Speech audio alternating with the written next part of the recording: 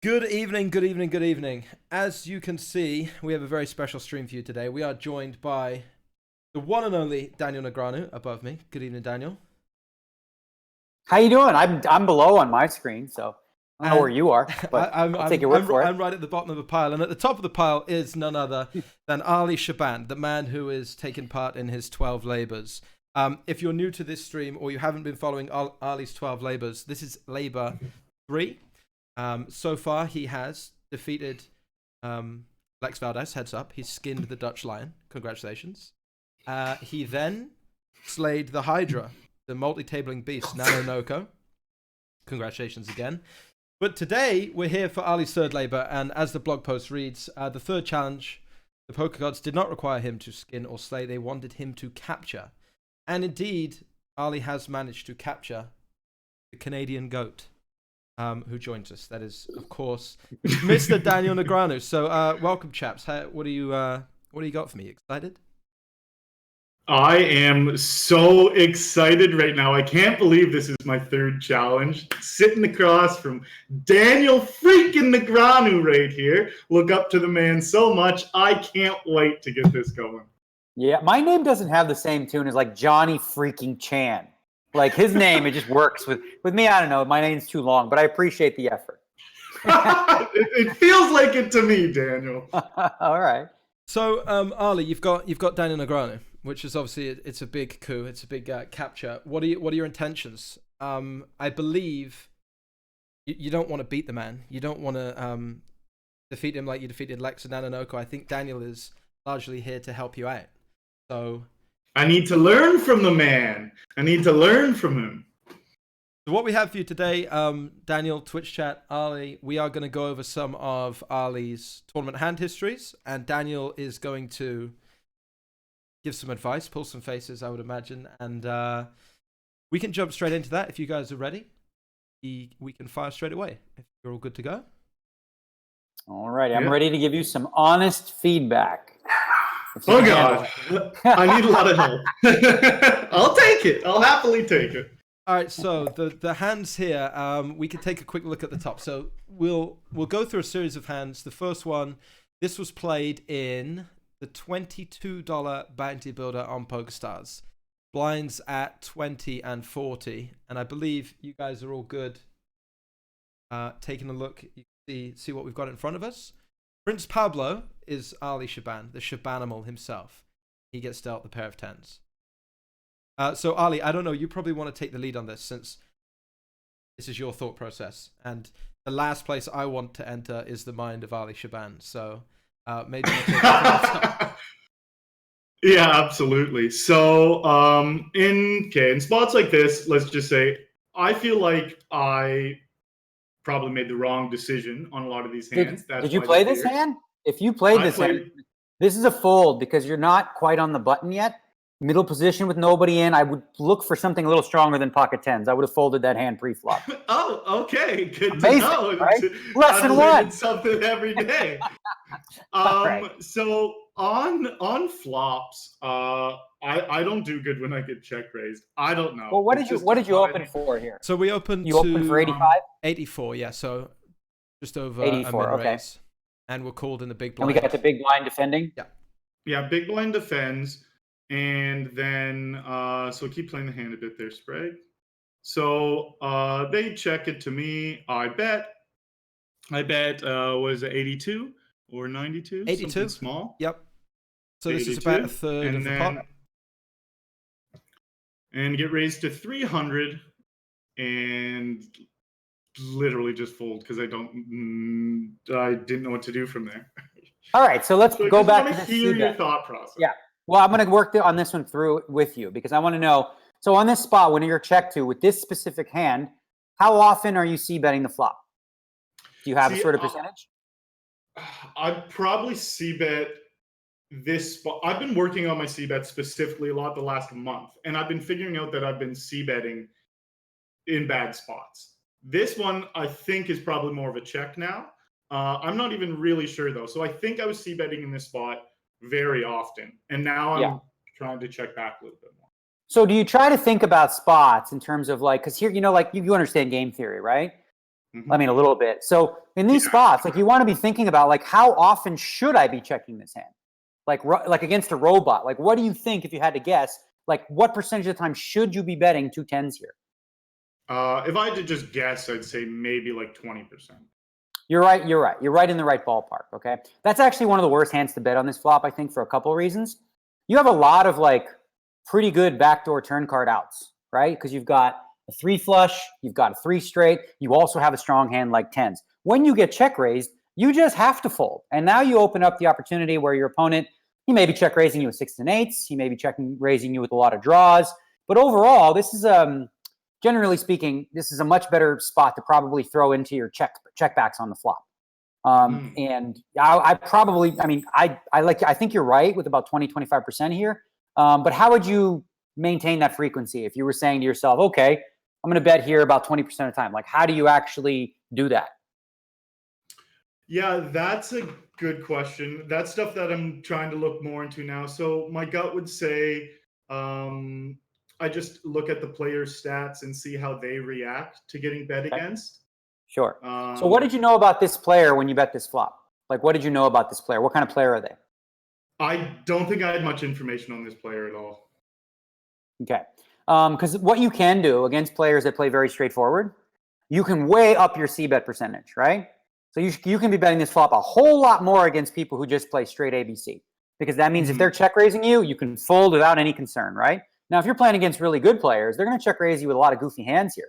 They might check raise you here with like Queen 9 of hearts, just like a gutter with something like that, and try to represent big. Like good players are going to throw a lot of, bluffs in there. But so against a really, really good player who's, capable of that, you want to lower your frequency even more so than standard. And against maybe some like more straightforward ABC players, you can go ahead and bet this flop like every time.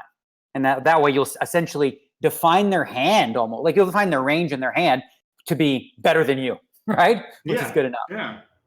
That's cool. That makes sense. So it's not even horrible to bet fold. I thought the fold was bad, but it's good to hear that now that I do get raised, it's probably better to check to begin with, but when I do get raised. Well, let's look at a couple of the reasons why you can, comfortably fold. You have a very important card in your hand, the 10 of clubs, right?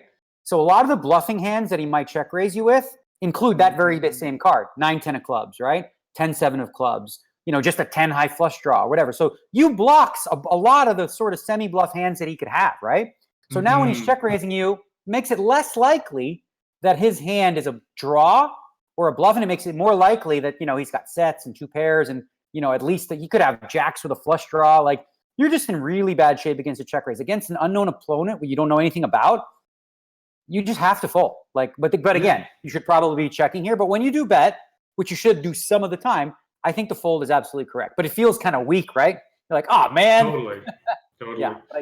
That's awesome. That makes a lot of sense. And I do ask some questions about blockers later, so it's cool you touched on it right there.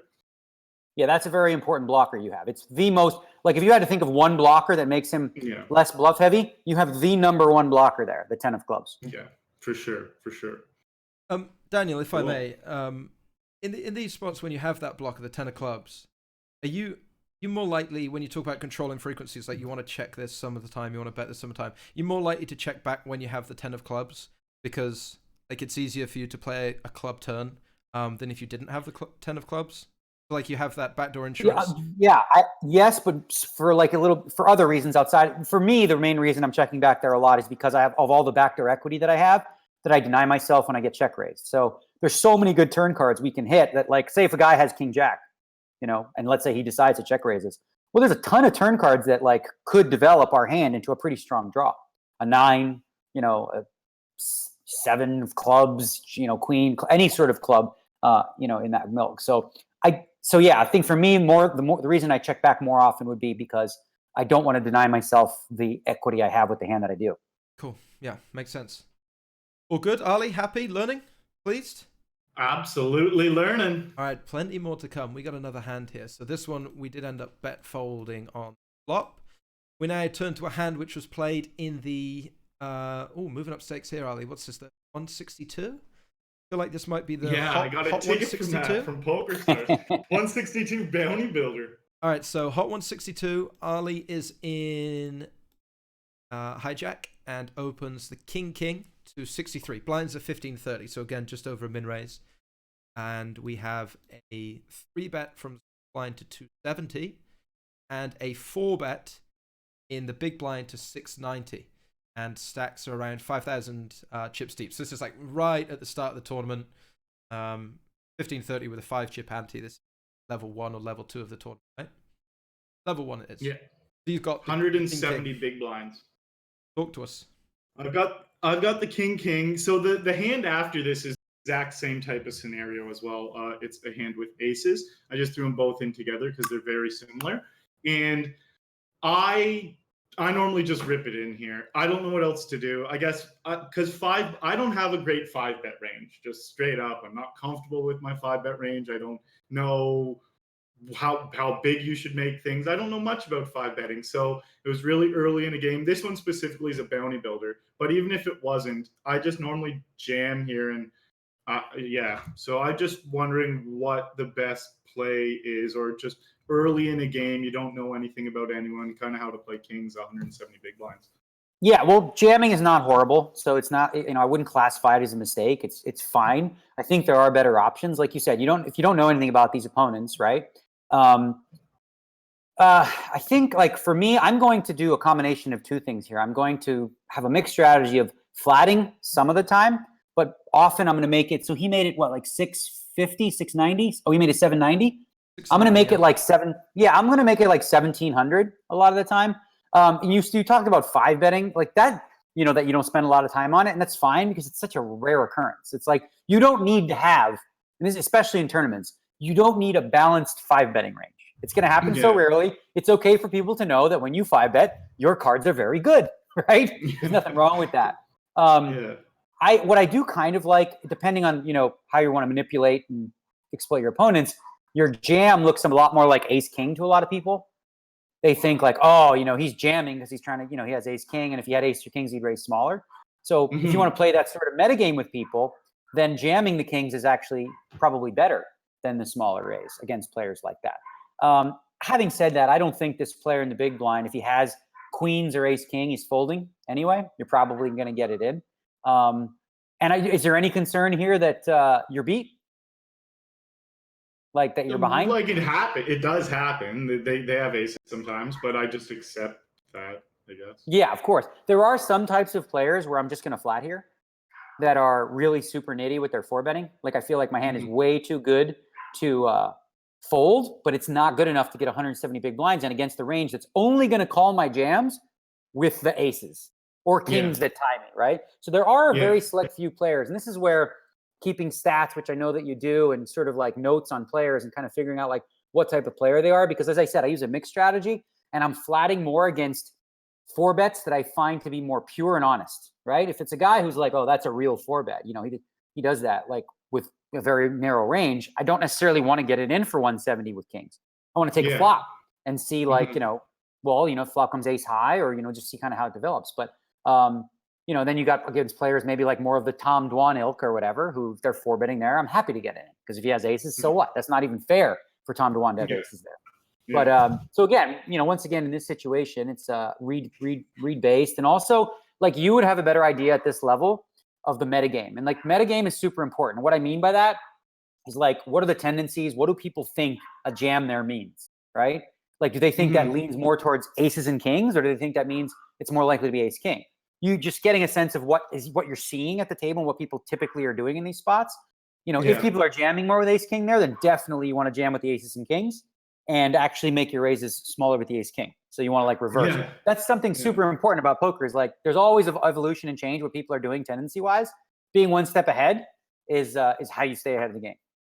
Yeah, very cool. Because that is kind of the logic I was using to jam. It's like if I 5-bet to 17 or 2000, it looks so strong that maybe the jam might be perceived as ace king or something a little bit weaker. But I would say this: again, if you're generally a player, if you're a player that doesn't want to have a 5-betting range at all, like, I mean, that's got any bluffs in it, it's okay. Like, you really don't have to be balanced there. The only reason why you need to have a 5-bet there that's kind of on the smaller side is if you're incorporating bluffs. Because if you're incorporating bluffs, you don't want to be jamming. But if you're not really planning on doing it, and I don't recommend it, especially in the early stages of a tournament, you don't need to worry about being balanced. It's like people think about it, it's a waste of time. Just, it's okay. You 5-bet, your cards are good. Everyone knows. It's fine. Cool. Yeah. Nice. What I would say to you, Ali, as well, Daniel touched on about meta, and obviously I play these smaller stakes games as well, is almost every time someone puts in a small 5-bet, they just have aces or kings. So this 4-bet, like, people will 4-bet fold jacks and queens or 5-bet, but as Daniel says, when they jam, like, everyone always just snap thinks they have ace king, and like jacks or queens are call and be like, okay, I'm flipping ace king. So I personally think in this game, like Daniel says, paying attention to the meta, I would just rip it in, and I don't think people 4-bet that light. Yeah, that was my assumption. Like, at these stakes, that would be my assumption. I think, I've been playing poker long enough. The meta has been pretty consistent with that, where the jam is ace king and the small min raise is like aces or kings. Yeah. Try not to screw you. Yeah. Okay, cool. All right, cool. Okay. So the next hand's aces. It's the exact same spot. So we can maybe just so this one is a 55, 150, 300 blinds. Raise. Exactly 170 bigs again. It's just the exact same 5-bet rip in. Cold 4-bet, and you just 5-bet it all in, right? Yeah. Yeah, so I guess this is kind of similar, right, Daniel? Oh, absolutely. Again, like in these spots with aces specifically, you definitely want to get in, because this guy, if he has sort of like a legitimate 4-bet hand, he's calling you. Like, he's just going to probably, he's going to call you. And if he doesn't, you don't really want to give him a free flop anyway, because you're not going to get much extra value. You're just going to give him a free flop. Let's say he is doing it with 9-10 suited to actually like outflop you and get it in good. So totally. Yeah, and I don't mess around with a spot like this. Just go ahead, hope that the guy has kings or queens, or calls it off with ace, king, or jacks, which is going to happen a decent amount of the time. And there's already enough in there. You don't want to be too kooky. Come here, buddy. Cool. All right, so Rocky agrees, by the way. Say hi to the people. Hi, Rocky. Ali actually had more facial hair than that a couple months ago, but shaven now. A bit of a beard. All right, Ali, hand number 4. So far, pretty reasonable. So far, so good. We've got 10-8 suited. This is in an $11 4-max tournament. So 4-handed. We're actually 3-handed in this instance. 75, 150. 3 times the big blind open on the button, and a call in the big blind. Jack 7-5 flop, so you flop a gut shot straight draw with about 1,000 chips in the middle. Check, just about half pot from the button, and you check raise to 1,050. What do you got? Yeah, so in this spot, I'm big stack bullying. I actually think I went on to win this game. I'm big stack bully, and I have a gut shot. I think it's a decent flop for my range, and I just want to make him fold there. He ends up going all in, and then I fold. So I really don't know of these stack sizes if I should be raising or how I should be continuing at all, really. Okay, great. So let's go back to the pre-flop real quick. This guy opens. You are the big stack bully. Like, how often are you 3-betting a hand like 10-8 suited in that spot? Honestly, probably almost never. Maybe if they had a really high button raise, but not too often. I think I'm just seeing most flops. Okay, now if he was deeper, like I'm looking at his stack size and he only has about 3,200, right? If he's deeper and he's got like 10 or 8,000, I think you should be 3-betting that hand, a decent amount of the time. I would say maybe not half, but like in the 33 to 40% range. Because like you said, if the button is opening what he should be opening, then he's should be folding to a lot of your re-raises, and that hand plays pretty well if you're pretty deep, if you do get called. And you're, like you said, a lot of people, we don't have very wide, he's not going to have a really wide re-raising range from the button. So you're going to get to see a flop a lot of the time. So not always, but some of the time I'd like to see you throw in some 3-bets there. Now on the flop, does him 3xing it, like making it 3 times the big blind, make a difference? Because I tend to 3-bet less when people 3x it, and I don't know if that's just a stupid little tendency I have or if that makes sense. I think it does. I mean, it really depends. If they're 3xing as a standard, like they're just always 3xing, that's their standard open on the button, then you should actually be 3-betting more because there's more value out there. than a min raise. Okay. But the problem with the tournament is, the other concern you have to consider is when their 3-bet is larger, like a 3x, your re-raise has to be larger, so you're risking a bigger percentage of your stack. So you don't want to be very bluff heavy in that spot. Now, this flop is quite interesting to me because it's a pretty good flop for you. Let's get back to that flop. Quick to it. Gotcha. Yeah. So you've got a 3 flush, you've got the gutter ball, you have like a pair draw, which is something. You check, he bets 450. So I don't have 450 into 1,000. I don't have a 3 flush there though. It's there's no spade. Oh, pardon me. You don't have a 3 flusher. Okay. I don't think I would have folded with the 3 flush. The problem with your check raise here is you just don't have enough room. You don't have enough room for a check raise fold, right? Like you can, again, if he's deeper, you can add some check raising with these kind of hands, and he's rarely going to like re-raise you, but like you check raise, you put in like 1,000, he's raising you like 1,000 more, and you have to fold. A better play, if you want to steal this pot and play big stack bully, is to check call. Like you should never fold here. You check call this flop and then see how things develop. If the turn is like a 4 and it goes check, check, and then maybe the river's a 3 or whatever, a queen. Now you can fire at this board, and what can he really call you with, right? But what can he call you with where he c-bet flop, check back turn with a short stack like that, and now his scary board runs out, unless he's actually hit it himself, he's going to be hard-pressed with ace, queen, or ace, king to call you. So you'll get him off those hands. So a safer way than check raising this flop is, he bet 450, you make it 1,050. Check call the 450, turn, see how it develops. Maybe it's check, check. If it's check and he bets, just go away, unless you've improved. Obviously, you're straight or something. And then on the river, you can bet like right around half pot or even 40% of pot. And they're just not going to call you likely. I bet they're probably not going to call you often enough with ace high. Because, again, especially if it's like a 4 and like a queen or even a 6. Like a 6 would be a really great turn card or something along those lines. Cards that look like, well, if you peel the flop, now all he beats is just like 9, 10, and 10, 8. Right? You have to want to think about like how many combos could I be bluffing here with when I check call the flop and then the turn is a 6 or 4. Like what could I be bluffing with? Only 10, 8 and only 10, 9. That's it. You did call a 3x, so maybe it's even like only 10, 8 suited and 10, 9 suited. I don't know how tight you play, which leaves you very few bluffs, which makes your bluff way more credible. It's way more likely that you've got 2 pairs, straights, just a jack or anything along those lines. So I much prefer in this spot with the stack sizes a check call rather than a check raise and be like, oops, it's only 1,000 more and I have to fold. That feels stupid, right? This is actually brilliant hearing how your brain works. It's crazy. Hearing how your brain works on hands that I've played is absolute insanity. I love it. That makes complete sense. And I did think, looking back at this hand, that the stack size, he just has too small a stack size for me to be doing that. So it makes perfect sense, everything you just said. Awesome. Like, honestly, it's not even terrible there. It's really not terrible when he opens for 450. You just stick it in his face before the flop. It's actually fine. Yeah, it's fine because like if you actually break down what his opening range is and then what his calling range is, he's folding a high percentage of the time when you jam, right? And when he does call, what hands is he calling with, right? The big hands where we have outs. Yeah, so if he has ace queen, okay, fine. We have 10-8 suited, bro. Send it, But you're gonna win those chips pre-flop so often because they're folding. And even when they do call, you're typically against the range that they have. I guesstimate you still have like 40% equity, maybe even more. That's when they call, but you have 100% free chips and free money every time they fold. So something you want to think about, especially in a spot where you're big stack bully and, you can push them around a little bit. For sure. Very cool. As well, because obviously, again, bringing this to my experience of an $11 level, with Daniel, you're saying about calling the flop. What you find is a lot of these $11 guys will never bluff the turn. So when you call as well, Arlie, it's going to be so much easier for you to A, get to a river and see basically 2 free cards if he doesn't have it.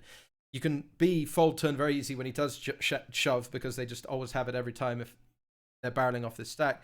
And every time it goes check, check on the turn, they invariably just have nothing and they just don't hero call river very much either, right? So against worse players in an $11 game, check call is going to be even better because they'll allow you to realize equity a lot more. Right, Daniel? Absolutely right. 100% agree with you. One of the things I'd look at is when you're looking at stack, if you can, is like how often this person, c-bets flop and bets turn as well, right? And depending on what that percentage looks like, it sort of gives you an idea of what that range, could be. If it's somebody who if someone who c-bets the turn a very high percentage, and now they check back this turn, they don't have anything. Like there's just no way, right? So you can't have anything. Sure. So whatever river hits, fire away and you take it down. Amazing. Very cool. All right, sweet. Let's go to hand 5. So this one we ended up folding. And this next hand is in the $55 again. Blinds a little deeper, 1,200, 2,400. Arlie with 65K. So what's that? Just over 20 I big remember blinds this deep, was just the other 25 day. bigs. And Queen 10 of diamonds raise for the min of 25 big blinds-ish. Get call, and a call. And we're jacked. Sorry, one more time. Sorry, yeah. So you open. Arlie min opens to 4,800. There's a call in the cutoff. There's a call on the button, fold in the small blind, and a call in the big blind. So we go 4 ways to the flop. Is Jack 10, 3, 1 diamond, 2 hearts. Got the Queen 10 of diamonds. And checks to Arlie. Checks. Cutoff checks. Button bets around just less than a third of the pot. And Math Camillo in the big blind calls action back to Arlie. All right, so I just end up folding here. I get intimidated in multi-way pots, and I'm unsure of how to play them. So I choose the nittier side and would rather just put in chips in spots where I'm more confident. So I don't know if I should continuation bet on this flop because I was the pre-flop raiser. Again, multi-way pots, I'm just way too unsure. All right, let's start with the second part of what you said is like, should you be c-betting this flop? I like your check a lot. It's a very good hand to check on this flop in a 4-way pot. It is a very draw-heavy board. There's a Jack 10. There's a couple hearts. You do have 2 players that called behind you that are very likely to connect with a board like that. So I definitely think you should be over-checking here, like checking a very high percentage of the time. Now this bet size is quite small, right? 1/3 or whatever. What happened to the screen? All right. Sorry, my bad. So now if the big blind doesn't call, this is a slam dunk call. Like you cannot fold a hand as strong as you have. You have middle pair, a 3-card straight flush, an overcard, the whole deal. When the other player calls, it makes it a little closer because they're going to have, now you have to worry about 2 players possibly having a jack, right? Having said that, in this spot, because I think the button is going to be frozen a lot by a lot of turn cards. So I think for this cheap price, you may get a free turn card to like draw on the river, because when the button bets the flop and gets 2 calls, if the turn is a deuce or a 4 and it's checked to him, he's not going to be bluffing there very often. He's going to be like nutted or, pretty strong with at least the jack, right? So now you can, if he does bet that a turn card that you don't improve upon, you can safely fold, right? Knowing for sure that like there's just almost no bluffs in the guy's range. Again, as I said, so without the first player calling, it's a slam dunk. With the player calling, it makes it kind of easier because you can assume that people are going to be true on the turn with their with their betting and checking. But what I like most about your hand is all that backdoor equity. Like you could end up hitting a lot of gin turn cards, right? Like a queen is good, a 10 is good, a king is good, a 9 is good, a diamond is good. An 8 is fine. Like you have a lot of really good turn cards that can come. If turn is an 8 of hearts, okay, what? You just go away, no problem. But you just have way too much equity here. Even if someone does have a jack, you probably should call anyway. Just for your implied odds and value of like hitting a hidden hand like that, like a backdoor flush. So definitely folding this flop is a little too nitty for me. No problem. It's so funny that you talked about all that. Yeah. I've had a sneak peek at this hand, so I know that Arlie folds. Equity. And the turn is the ace of diamonds, which is quite a good card for the folded queen 10. We then have a check. See, that's a card that, now this is interesting. Hold on. That card on the turn, that's such an interesting card because you know what you can do now with that with that ace of diamonds on the turn? That's a great, it's not only a great card for your drawing range, it's a great card for your range, period. You raised pre, you got a couple calls, you calls this flop, now the ace comes off and you lead at it. Like if the guy checks and you lead at it, you could lead turn and then you have a queen blocker to the actual king queen. You have all the outs and the draws. You could bet turn here, maybe half pot or 40%. And then if you get one caller, whatever hits the river, you just go balls out, whip it out and just freaking jam. All in. Right, because what's going to call you? They have to have like even Jack 10 should be folding some here. Like if you bet turn and you jam river, Jack 10's in a tough spot. What do they beat? Just bluffs, right? So I really like this is a perfect example of not only the equity you have of actually hitting your hand, but like there's a lot of turn cards that you can just turn it into a delayed like turn and river combo bluff, which is going to work a really good percentage of the time when you miss. Ooh, what a juicy card. Yeah. I was just like, oh, but it happens. The only reason I like react in hands is if it's a close spot and I'm not sure if I made the right or wrong move. And when I saw that turn card, I was like, oh no, don't be there. I just didn't want the flush to come, and then the royal came. I was like, the panic, and I'm streaming too, so everyone gets to see. I'm just like, what a nit! What a nit! Oh yeah, chat's ruthless. There it is. Folded a royal, Ali. All right, we've plenty more. If you want to on working through. This is, right. I think 1650 bounty builder. It looks like so. We've got bounties in play. Queen Jack suited in early position, 7140 blinds. Ali opens to 295, gets 3-bet up to 840, folds back round. So Ali, what do you got here? So I call here and go to the flop. Queen Jack suited. I just open jam on this flop. I have a flush draw. I got 3-bet. Yeah, I play flush draws crazy. So what do you think I should do? How do you play this? Okay. I didn't that's why I pulled this hand out. I didn't like the jam. It's scary. So as I said, we were going to give you some honest feedback. And so far, I've been comfortable with every hand you played. This is a donk fest right here, Lee. Okay, you should literally, like on this flop, what do you think you're... Oh, I think I checked jam. I checked jam. Oh, hold on. Totally different story. I didn't... Yeah, I see that now. I thought I opened jammed, but I checked jam. Okay. Yes, it's a 3-bet pot, and we check shovel then. Yeah. All right, so leading is definitely bad. Like there's almost... You should have pretty close to... Well, you know what? In a board like this, unless it's like an extremely weak player, I'm going to say, close to 0%, you should be leading into the player. So glad to see you didn't do that. Now, when this player bets, how much do they bet on the flop? 625 into 2,000, so less than a third, like just over a quarter. And then you're going all in for 3,700? Yeah. Mm-hmm. So here's what I prefer, okay? It's not terrible. It's not terrible to jam there. Like you have a hand that has enough equity against ace-king to go with. But just generally to protect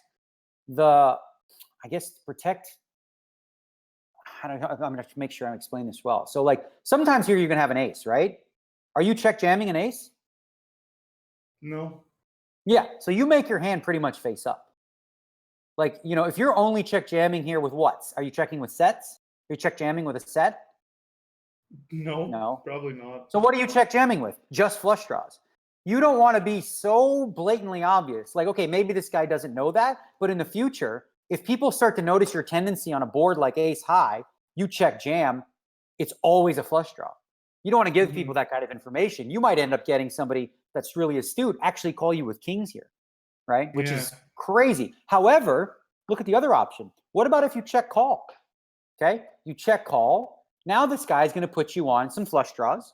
He's going to put you on an ace a very high percentage of the time. You open and you call the 3-bet. Ace is a huge part of that range. It's most likely the hand that you have. If he doesn't have an ace, what happens on the turn? Check, check a lot of the time. River, if you miss, guess who gets to win this pot? You, all day and twice on Sunday. He may call some of the time thinking you had the flush draw, but your range actually now incorporates some aces. When you check jam, you never have an ace or a set. You just told me so, right? Yeah. So you just can't check jam here with the flush draw. You need to check call and try to, because you're not going to bluff it off. Your bluff's not going to be as successful by check calling the flop as it will. I'm sorry, your check jam isn't going to be as successful as a bluff as the check call delayed bet on the river when you miss. That makes sense. I felt like I've been misplaying this spot a lot. Hearing you say it makes a lot of sense. Sometimes I just need to hear the logic because I can't reach it myself. Yeah, well, bottom line is how you don't want everyone else to know exactly how you play.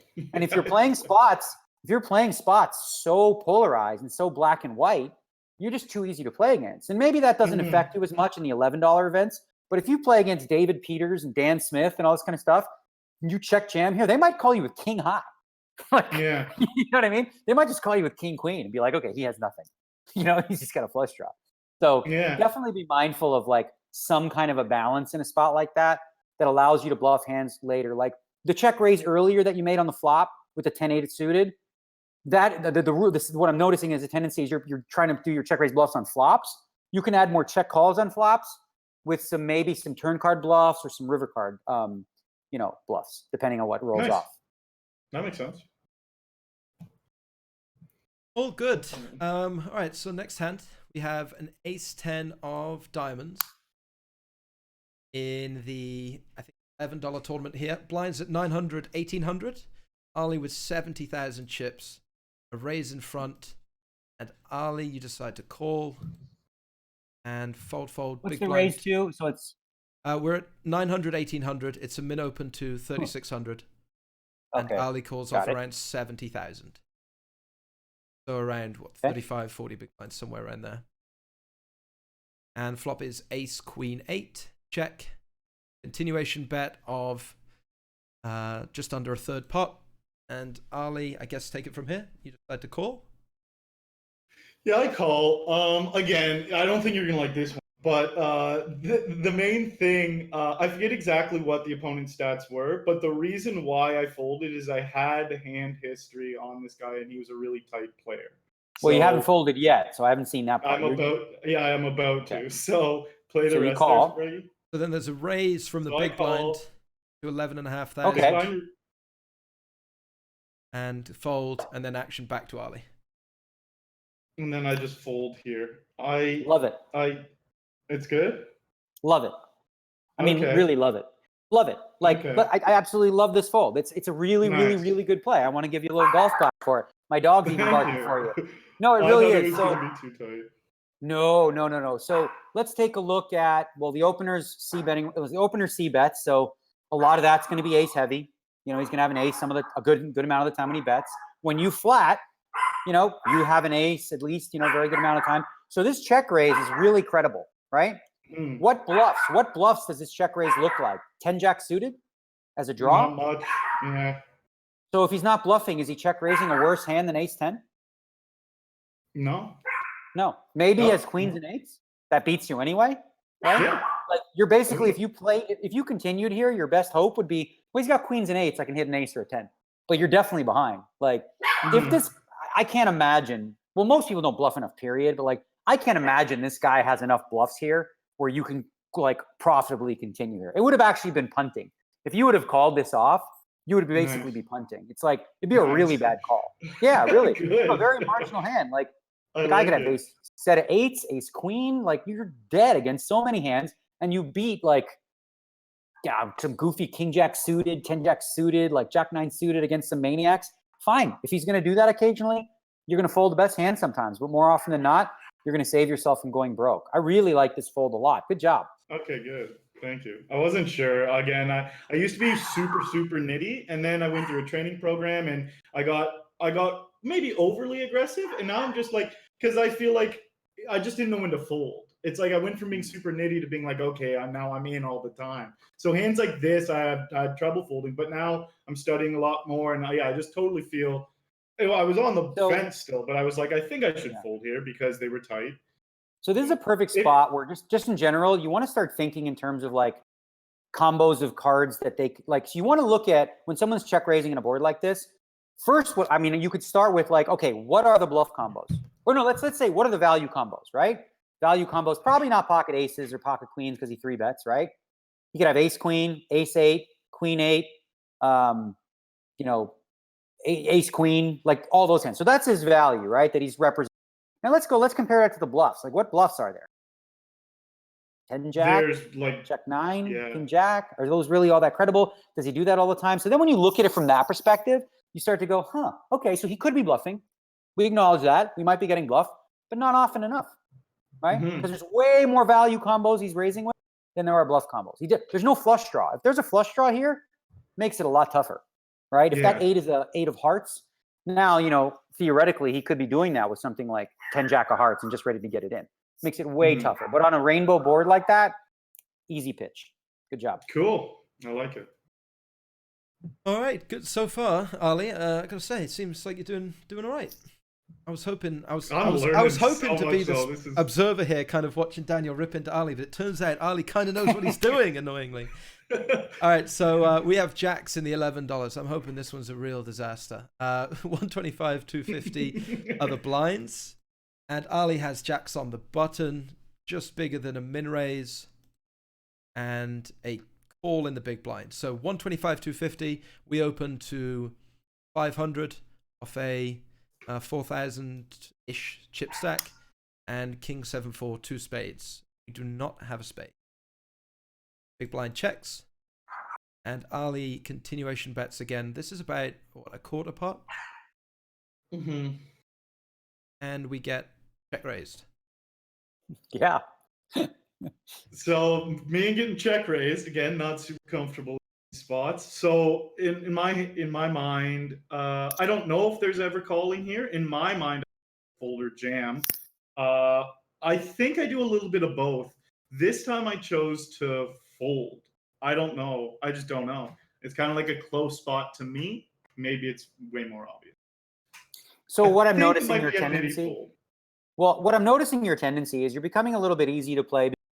You are c-betting too often, that check raises are putting you in really bad spots you shouldn't be in, right? Yeah, this is another You have one. to have a much bigger checking. You have to have a much wider checking range in these spots, especially with two suits, two straight cards. Like he could be check raising you here with ace-8. Like you're going to miss this board most of the time. If you're c-betting like your jacks and all that stuff, and then like he's getting you off that, you're so exploitable, right? Yeah. You need to be checking back these jacks a ton. Like honestly, as a general rule, like I'm not saying that you have to do this, but let's say if you have the under pair to the top card or the pair right under that, so like the king's on board, if you have the queens or the jacks, just check. Like, I mean, just that should be your go-to, unless you have information about your opponent, as we talked about before, who's so straightforward, they don't check raise bluff. But against, better players and stuff, like as a general rule, with the queens or the jacks, check it back on the flop. Let a free card come off, right? Now, if he bets turn, you can call. And then, see what happens on the river. If he makes a big bet, maybe you can, again, go through value combos versus bluffs and get a sense. You should also be checking back a king here sometimes. It feels like overall, your c-bet percentage, and I don't know what it is, but it feels too high for me with marginal hands. Like your marginal hands. It is. That's right. That's right, by the way. Yeah. Your marginal hands are the ones you want to throw in your checking range. And then you want to be more polarized with your c-bets, right? You want to be like, okay, really strong. So you want to get check raised. And then you want to be real weak where you're like, I don't give a shit if they check raise because I had nothing anyway, right? Yeah. So if you keep betting these flops and these marginal spots, you're just giving yourself a heart attack because they're going to just put you in tough spots all the time, especially with a draw heavy board like that. And if you are betting quarter pot, which I like, you are betting quarter pot, which I do like a lot. I really do like a lot. I think that's pretty close to perfect. It forces you to call more often because the check raises are going to be wider. The smaller your c-bets, the higher percentage your opponents are going to check raise you, which means you have to weaken your calling range. You have to call with more hands, right? So it's a little tricky. I think it's optimal, but like it makes poker a little harder. So in this spot, for example, let's say you bet 3/4 pot or pot, the guy check raises you, it's a much easier fold than when you bet quarter pot. Having said that, quarter pot's still better. But I'd say for like not you, but for beginners, I would recommend that they would bet closer to pot in these spots, because they're not going to get outplayed nearly as often. People are going to play a lot more straightforward in that spot. So just realize that when you are betting smaller c-bets, people are going to mess with you more, a lot more. You just have to be ready for that. Yeah, that's totally, you literally already nailed my game off this many hands, but it's like, I definitely do have a problem where I c-bet in the wrong spots. My c-bet percentage is too high. It's a spot I've been meaning to work on. Again, just one of the many things on the list, an actual list I have that written down on. So you nailed that for sure. I'll work on that. You know what I would tell you? Like honestly, just as a practice, and this isn't optimal necessarily, but like I would aim for a while as you're learning and getting better to aim for a 50% c-bet. Just like in heads up pots, aim for 50% with all of your hands, right? Just for then you'll massage it and you'll change it and you'll adjust it and see how that feels and see how that plays out. What it's going to do. So this is an interesting thought. What happens when you c-bet too often, when you check back flops, you know what that does to your betting range? Makes your betting range stronger. You know what it does to your checking range? It makes your checking range stronger, right? You don't want to have it where it's too strong, but when you start checking more often on flops, people aren't going to be able to like plow through you on turns and rivers as much, right? Because you're checking back a good amount of hand. Plus, when you're checking less, when you're betting less often, it makes when you do bet stronger. So you're improving your betting range and your checking range. You're doing both. That's awesome. Totally. Right? So Yeah. how are you gonna come up with how you're gonna do it about 50% of the time? So definitely just automatically start with these ones you've told me. Just like when I have a pocket pair and there's Nova cards, start checking those ones back. Check back a lot of my top pairs. And what about draws, like flush draws and stuff? Should I be checking back any specific draws? Like, do you ever check back not flush draws, or do you just bet them? So how about, without going into detail into specific hands that you should be checking back, to get to a 50% frequency, let's say as a practice, very easy to do. Like, how would you randomize it where, forget about what your hand is. Your hand, just, you're betting your range. You're betting or you're checking your whole range, right? So how would you accomplish hitting about 50% in heads up pots? Like, how would you do it?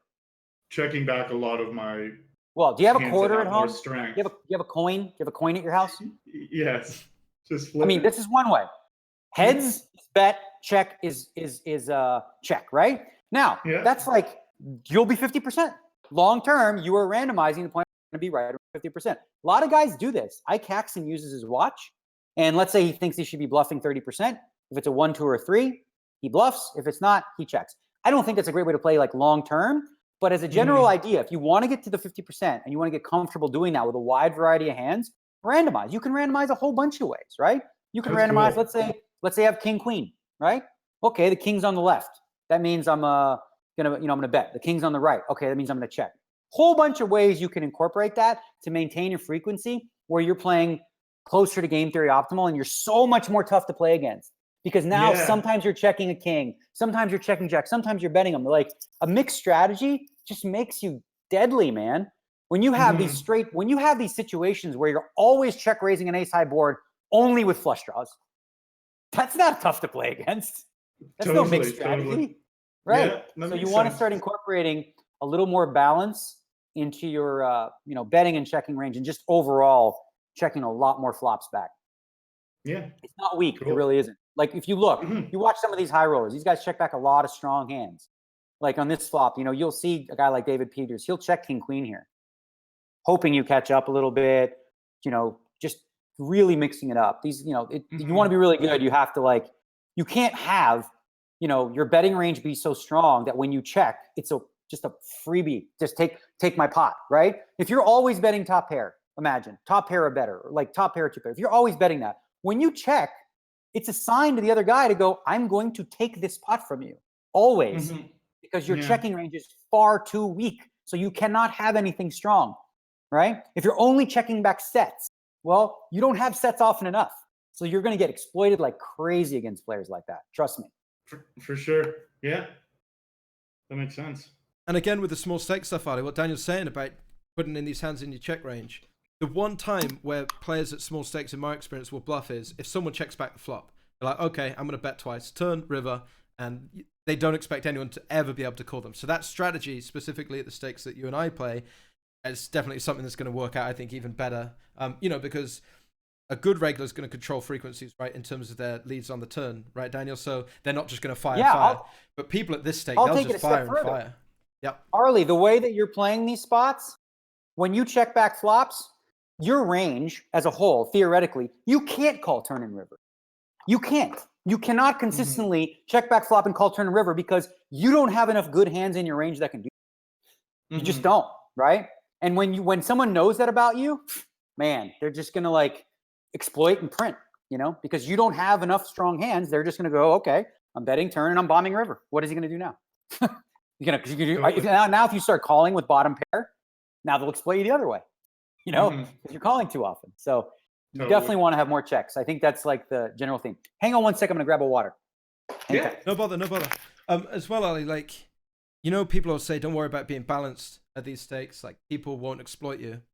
This is a spot where if you are betting jacks and you're betting a 7, they're not actively going to look to exploit you, but they'll just kind of exploit you on accident in that they're always going to bet turn and river. And like Daniel says, if you don't have those hands, you're never going to be able to call. So it's not like they're even looking deliberately to exploit you. That's just a thing that they do that's going to end up exploiting you.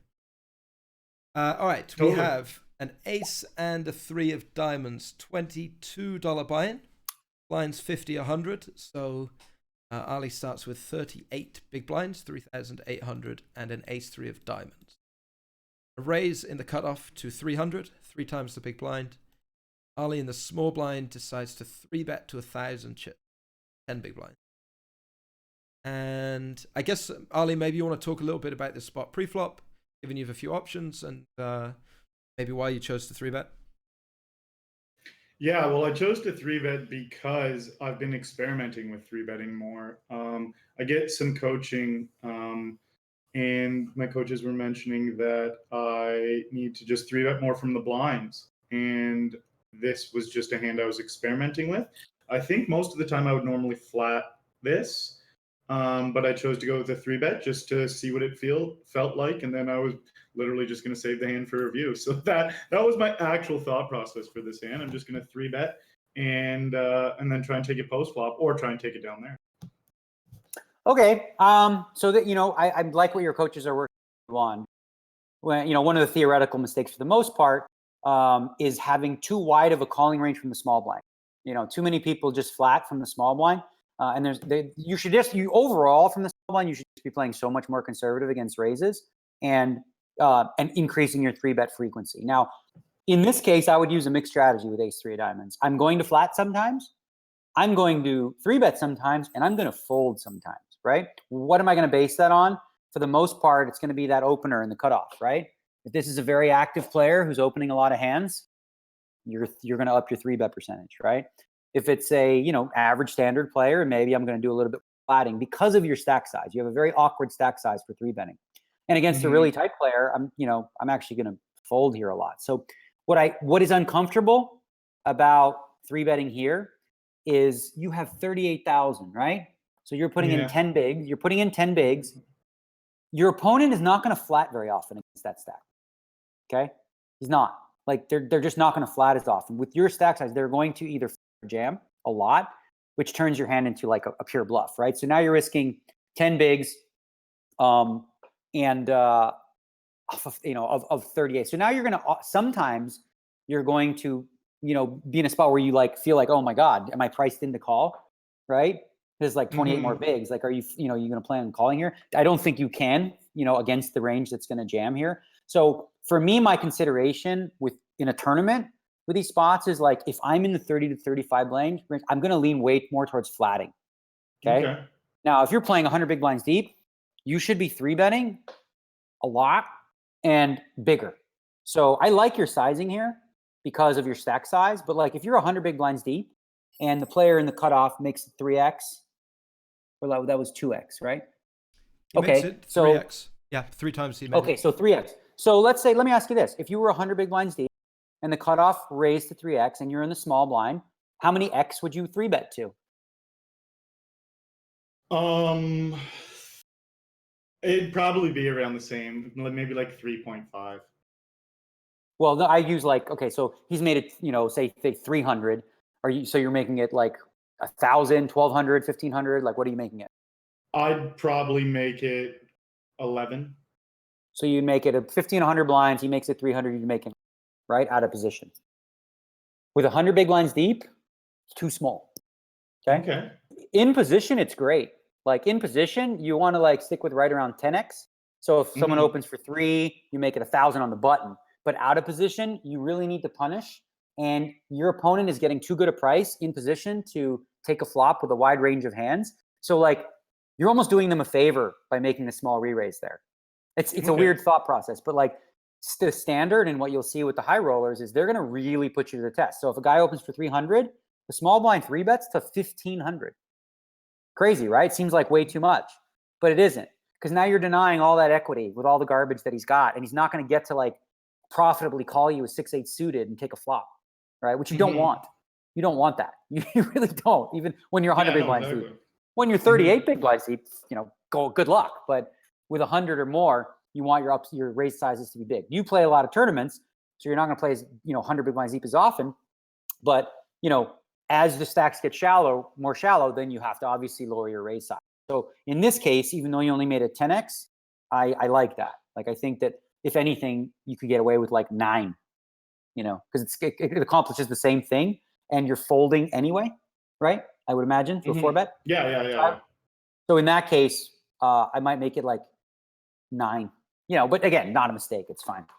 So off these stack sizes, because the stack size was the thing that I had a question about, would like king queen offsuit or king queen suited be a better hand to 3-bet than ace 3 suited, or like is there better options off this stack size that are still not like super strong hands, or should I just be flatting a lot of my bluffs? Because I guess We should be folding. I mean, again, when they're really, but like those hands you mentioned are probably too strong to fold, like ace 3 suited and king queen. As a 3-betting hand, I think king queen suited is one that if you do 3-bet, the difference between that hand and this hand is you have to call it off, right? Yeah. Because now you're getting like, you're just, you have a much stronger hand against his jamming range, which is going to include like jacks, 10s, 9s, right? In a lot of cases, maybe even 8s or some, well, I guess you don't want to be up against ace king, but maybe he has ace jack as well. King queen suited plays a lot better against the shoving range than ace 3 suited does. So to answer your question, I would say king queen is a better hand to 3-bet there with than ace 3. Okay. Also, cool. King queen doesn't have as much showdown equity as ace 3 does. So when you flat with ace 3, like you can win some pots, all flop, check, ace high good, right? Much more difficult to do that with king high. Mm-hmm. For sure. All right, so in this instance, Arlie puts in a 3-bet. We get called by Megadeth 2018 in the cutoff, and a jack deuce flop with the 1 diamond for Arlie. We've got 2,220 chips in the middle, so 22 big blinds. Arlie has 2,800 behind, 28 big blinds. Action, of course, on him. Decide to check Arlie, and we check through on the flop. Another deuce on the turn, and we'll lose the webcams a second because we're being joined by another very special guest. Whoa! Oh. Let me just see here. Hello, friends. What's up, Hello, people? Jason. What's How up, are you? guys? Good to see you. What's up? Arlie, are you the luckiest guy on Twitch or what, bro? I'm the luckiest guy in the world right now. This is crazy to me. Dude, this whole challenge is like Arlie's Christmas. That's what it feels like. Every day is just another day in the life of Arlie Shaban. Unreal, dude. How are you guys? One year ago. This is just the most mind-blowing experience of my life. Dude, Daniel is giving away so much good information for free. Seems absolutely insane. I'm learning so much. I really am. Yes, it's been great for sure. So don't let me interrupt. What are we going to do here on the hand? I'm so interested to see. Just a moment. I'm just bringing you in now that we can see your face. Production operator Spraggy here. The kid does it all. It's amazing. I'm working on it. All right. T-Tours. Right, you can come down here for me in a sec. We'll let's get back to the hand first. Okay. Wow. All right, so we go to a turn, which is where we were in a 3-bet pot, and jack deuce. Arlie now decides to bet 800 and raised all in by Megadeth. Yeah.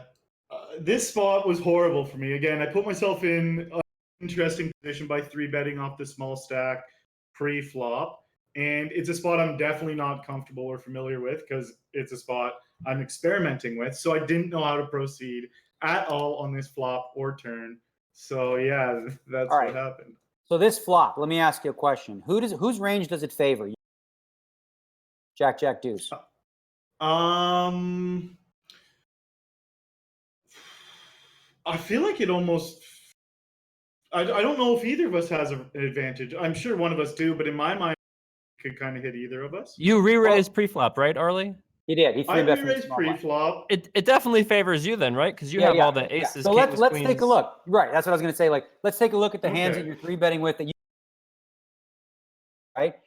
Aces, kings, queens, 10s. Like, if you have any of those hands on a jack deuce flop, like, what are you doing here? Are you checking or are you betting?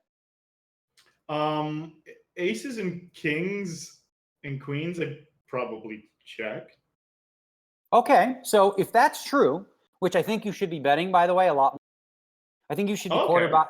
I think you should be leading that board because it's range advantage situation where you're going to have the stronger range. You should be betting quarter pot here most of the time on a jack. So Daniel, right? pretty much what you're telling me is on the flops, I do everything backwards. When I check, I should be betting. When I bet, like literally, because I always would check like aces on this board, almost 100% of the time. So I don't mind having aces in your check back range because that's a good flop for it. But generally speaking, then if you're doing it too often and you don't ever have a betting range, like then you just have to check 100% and you're giving up like all ownership of the fact this is a good flop for you and sort of seceding the hand to the player in position. So because you don't have anything, like you really want to c-bet here, put the player to the test, and hopefully like if they have something like king, queen, 9-10 suited, queen, jacks, king, queen suited, like ace-7 suited, you want them to fold on this flop, right? You're not giving them a chance to fold because you're not betting. Mm-hmm. See, so like because you have range advantage here, and then once you do check back this flood and the player checks back, I don't like betting the turn anymore. Fair enough. Because now you're representing such a super narrow range, which is maybe aces or a jack. That's it, right? Because like, do we really think you're checking back 10s, 9s, 8s, queens? No. So now you've made your range, your value range, even smaller, and this guy could be like, no, he's got nothing, all in. I have way more jacks than he does in my range. So he can like, take that pot from you. So in this spot, especially with your stack size, that pot's important to you. You want to fire a quarter bet pot. If he continues with you, you're kind of screwed and you can just jump ship and give up. Okay. But because you want to bet with bad hands on the flop, Arlie, that's why you got to bet with aces too here. Like that's why you have to bet your good hands also. Otherwise, what are you betting on a jack doped board if you're checking aces, kings, and queens? The other thing you really want to think about, well, here's the thing, Arlie. The other thing you want to think about is when you have information on your opponent, you want to look at like how often they peel on flop, right? If you're up against the guy who just always peels, right? So what do? We bet our aces and kings more because they peel way too light, and then we check our garbage more, right? If you're up against the player who, folds way too often, then you should be betting your garbage more, and then you should be checking your aces and kings and letting them catch up, right? So that's when we start to adjust from like sort of a GTO game theory approach based on our opponent's tendencies to exploit them, right? And you don't want to go too far with it like you do before with all the flush draws and stuff you're doing, but just subtle adjustments based on what you think your opponent's tendencies are. Perfect. Can I just say how amazing Spraggy did here, making this whole thing work? It's like we're hanging out, Spraggy. It's like the Brady Bunch over here. Out, mate. We're just chilling. A couple of regular guys down here in the black box. Well, I feel like now that we have the added expertise of Jason, you guys have time. We'll do a few more hands, bunch more hands here from Definitely. Arlie. All down, sweet. Definitely, let's go. All right, we got Ace Queen, $11 tournament. Blinds are at 30-60. The fourth level of the tournament, early days. Arlie raises to 126, just bigger than a min open. We are 1, 2, 3, 7-handed, and it's a call in the big blind. For Jack 10, 7, 2 diamond flop, we have the Ace of Diamonds, check, and Arlie c-bets about a third pot versus big blind.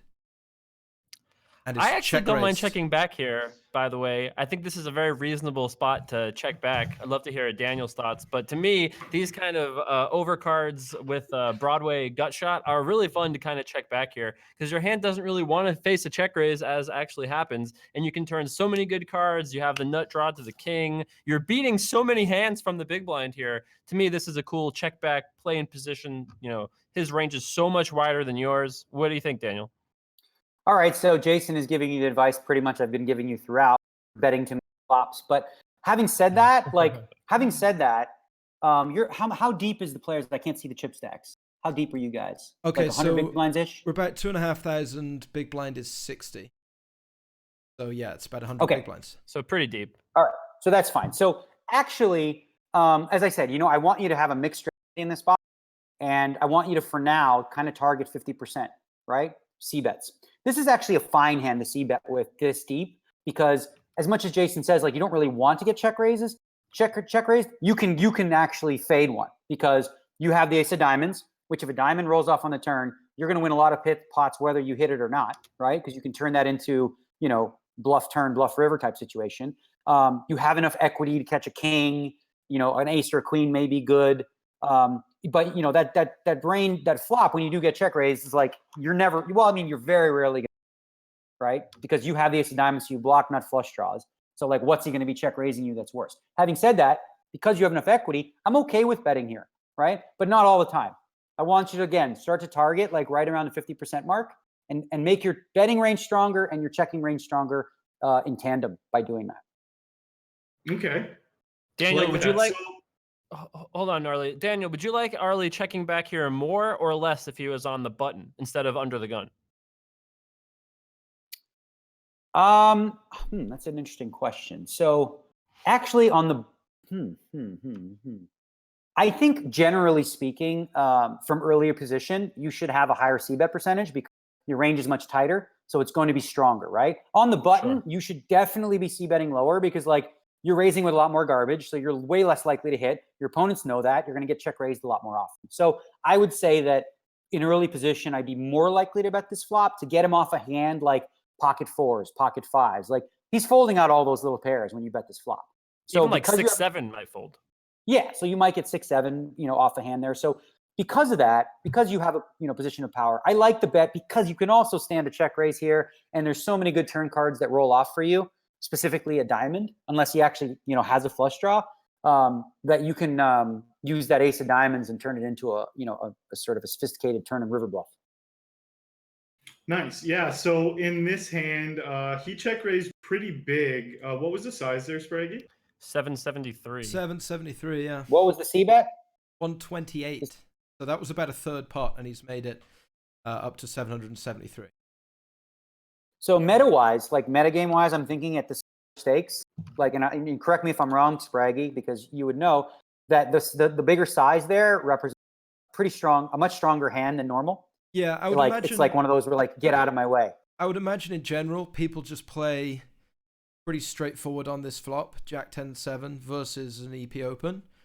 Like they're just kind of always going to have two pair or better, and they'll not like the texture. With the so size. like, yeah, they're just like I'm they've got thinking a with set. The size, it's like it's better than one pair, right? Yeah. And I think in general, or like people are more queen inclined. 9 of diamonds, but yes, people are more inclined to just call with the pairs here because they're kind of scared of the board. They're also scared of the board with the two pair or the set in that they don't want an 8, they don't want a 9, they don't want a diamond, so they just play really quickly with the strong stuff and are a little bit more cautious with top pairs. I think in general this is quite nutted, in my experience. Yeah.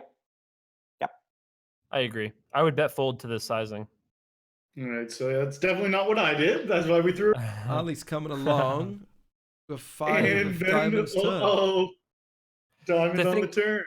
The thing is that's weird is that when you call, there's going to be 1,700 in the pot or 1,877 in the pot, and you have less than that. So like, it's kind of a weird situation where unless you turn an ace, a queen, or a king, like every other turn card, you're just like, well, I hope he checks and we can shove maybe. Right? Like that's the weird thing is you're not quite deep enough to really like outmaneuver him, I think, especially in position. Well, let's just say I'm no Daniel Negreanu or Jason Somerville, so I definitely got somewhere in the spots. But yeah, he ends up just ripping it in, and I called him. Yeah. So do you think you're getting the right price to call there? You're getting 2 to 1, right? I felt like it was really close. I'm not sure. I feel like. Well, what's his range here? What's his range? The check raises the size that he did, and then jams turn. Like what is the bottom end of his range that he does? Well, you guys saying it all makes it a lot more clear for me. I guess I was thinking it was possible for him to still have a hand like King Jack or something maybe, but hearing you guys word it out, it seems way less likely. Yeah. That's hopeful thinking that King Jack is in his range here. It's way more likely to be like, at least 2 pair straights, some flushes and whatnot. So like against that range that he actually has here, do you think you're getting the right price? No, like what you guys picked up on that, what I didn't was the sizing on the flop and the strength of his hand. I didn't make the correlation that clearly everyone else did. Okay, but there is a chance he just has a single jack, right? He could have jack 9, right? There's a chance he has. You say check your head. No, it's just a $10 buy-in tournament, No, Daniel but I'm Negreanu. saying like he's not weighted that way. Sure, it's part of his range, but if you look Of course. you look at the whole, you have to weight it so that the one pair of jack is very small and the rest is very, very big, right? So even if you incorporate best case scenario, let's say he can have jack 9, are you getting the right price to catch an ace, king, queen, or a diamond? I don't think so, no. When you factor in the whole range, you're still not getting the right price at 2-1. So you can actually annoyingly, fold, which is why, what Jason had to say, because the size on the flop is so much bigger and puts you in a spot where you only have one pot size bet left, that you don't have the maneuverability. I misread the situation in terms of pot size. I thought you were much deeper than that. But if you're that shallow, then I think Jason's right in that you should be checking back that flop because you actually can't stand a check raise and then be able to play a lot of turn and river situations. Or if you bet fold. Yeah, which is way worse. Like, honestly, think about it. Bet fold here is way worse, right? Because you have so many good turn cards. If you check back this flop, this turn card comes, now you can just call a standard bet and, try to hit. But like, yeah. I hate bet folding there. It just sucks. So that's why I would check. Totally. Like if you ever in a situation where you feel like, oh my God, my hand has a lot of equity, but if I bet my opponent check raises, I can't call. Check. Yeah. This is an awesome hand to check back with too, because you turn so many great cards, ace, king, queen. Also, if the board pairs, you can call. If a diamond comes, you can call. Right, and you just have an advantage against so many hands he has anyway. So yeah, I think I would lean towards checking back in this particular spot. I love checking back these gut shot Broadway hands heads up against the big blind. That's just a personal thing I've always enjoyed. So reasonable. No, it makes sense. Makes a lot of sense. That's what we're here for, Arlie. Spraggy, with the next batch of hands, just because I don't know how much time we have. I think we have time for a couple. I don't know if you have any that you specifically wanted to get some feedback on, Arlie, but you've obviously, we've got like 3 more pages of these. Maybe you want to pick out a couple and we'll do like two more hands, because if you just want to jump to the last batch, so we could do like any of the ones in the last batch. There's 5 solid ones in is the this last the one with 5, ace 4 offsuit, 9-4 suited this batch? Yeah. Okay. Let's take it from the top. Ace 4 off seem reasonable. We are in an $11 tournament. Arlie has 21 big blinds at 150-300. He is in the big blind with ace 4 offsuit. Got the raise from early position and a call from Arlie in the big blind. Ace 8 deuce, 2 hearts. We don't have a heart. Goes check. Sorry, we're 3-handed here. Why is there 3 players in the Sorry, pot? we have a raise, a call, and then Arlie calls in a big blind. I guess we'll take it from here. Good place. Okay. So I've been studying again this spot. I've been putting recent, and this might even just be a fold pre-flop. I don't know. Wait, was it? How big was raise? Was it a min raise or? It was just more than a min raise. It's 150-300. He goes to 650. See, I don't even know. I can't tell. So I call pre-flop. We hit an ace. Oh my God, my battery's about to die. Give me a moment. I got to go get my charger. It's about to die. Hang on. Run. So let's just talk about this pre-flop for the time being, Arlie. In my opinion, if it goes min raise and folds to you and you're just heads up, I actually would be totally fine with calling. A lot of good players have gotten away from this, but because he basically min raised, I would call heads up. Even though you're getting a better price 3 ways, man, I'm scared of under the gun raise, under the gun +1 call. Like ace 4 is not a very strong hand in this spot.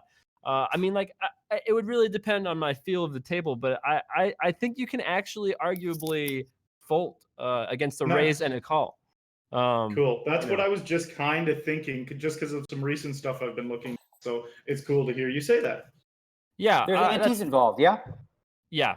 There is like a big blind in antes, which is why it's very tough to fold this here. But heads up, slam dunk, I would call against the min raise. 3 ways, it's a little tricky, but you're getting like what 8.5 to 1. Also, it's really tough to fold. What do you think, Daniel? You don't like folding, obviously. No, I think so. Obviously, I hate this hand. It sucks. Like I'm really not a big fan of ace 4 in this spot. But I'm looking, as you said, at the price. And what I also look at too, and it's different for tournaments than cash games, is that like I look at like the value of the 1 extra bet that I'm actually investing here versus the upside. And I don't, so how much is it going to change my chances of winning the tournament if I have 21 bigs or 20 bigs, right? Minimal. It's going to have a very minimal effect, right? But if I do hit an ace, okay, it makes it less likely that someone else has one, right? They still can, and I'll go broke to it. But it's not like I'm ever going to have ace 4 off and just get 20 bigs in on the flop with like air. You know what I mean? Mm-hmm. Like Yeah. some of the spots you might like flop 3 4s, you can flop a wheel, you can flop aces and 4s. There are enough good things to happen where you're getting a good enough price to be like, all right, let me take it. There's also, and I'm not kidding here, even though you're this shallow, there are some boards here that you can win with a bluff. When it comes like 6, 7, 8, right? And it goes like, check, check, check or something. And then the turn is a 3 and you lead this turn. If they have ace, queen, ace, king, all this kind of stuff, you've just stole this pot. So I'm not only playing the ace 4 with the hope of like flopping a wheel. I'm also just wanting to be in the pot against players that I feel like maybe I can steal this pot away from them. So even with a short stack, like a lot of people think, 20 bigs, it's like shove or fold. No, there's still enough maneuverability where you can actually incorporate like multi-street bluffs even. Like you could possibly like turn end river. Okay, but Daniel, you would way rather call here with 4-5 offsuit than ace 4 offsuit, right? I don't know about way. I don't think way. Yeah, I think slightly. Yeah. Actually, I don't. I think 4-5 is way like it's just bad. It's just too bad. I would say I'd much rather have like 10-8 than I would ace 4, but I would still take ace 4 over 4-5. Even in your scenario where you said it comes 6, 7, 8, all hearts or whatever, you having an ace is kind of bad in that situation because if you don't have an ace, it's more like they have an ace, right? Sure. And but yeah, I agree with you generally. So Arlie, like on a 3-6-7 board, 3-6-7 flop is a good example where you do have a gut shot, and it goes checked around, and then the turn pairs the board. The turn pairs the board. If like nobody has a pair, they're capped at ace high. So are they really going to call against the big blind whose range is super wide? Like your range in the big blind, you have the advantage in being so wide, you can hit any flop. So unless they actually have, high pairs, you're the one that actually gets to represent that more than they do. And you should be. Like a 3-6-7 flop that goes check, check, check, turn a 6. That's all you, Arlie. That's your money. Go get it. I like it. I like it. So this actually, we take it to the flop. An ace comes, goes bet flat. They fold. I like it. Discipline laydown. Daniel Negreanu, what do you think? So this is, remember the ace-10 one where you folded earlier and I really, really liked it? This is a very, very similar situation, right? Very, very close spot. But on a board like that, when the under the gun player, now what are you hoping that the flatter actually has that you beat? Specifically like a flush draw, like 10-jack suited. Now you have to hope that the flatter has that hand and then the original raiser doesn't have an ace as well. So that's a lot to hope for. So I actually think it's a super disciplined fold. You don't have any backdoor outs really. Like you're essentially drawing to a 4 that, if your first situation is what you think it is, it's a 4 that's not a heart. So you got like 2 outs to improve. So yeah, I definitely think if only one player had bet here, you're trapped. But when it's bet and call, that allows you an opportunity to get away from a spot where you otherwise would have to just do this move, like the new emoji that they have that does this. Yes, I agree totally with that. All right, Arlie, one more hand. Go, shoot, fire. The pocket tens hands. Second last tens. one, pocket tens. The magic hand This itself. We we have the expert here. Oh, yeah. Best pocket tens player, NA, ready to report in. I'm only good at playing pocket tens because I flop a set with it a lot, Jason. That's the real trick. So this is a Smart. limp under the gun, fold on the button, limp in the small blind. What? Arlie comes up to just a call under the gun. Here we're four-handed.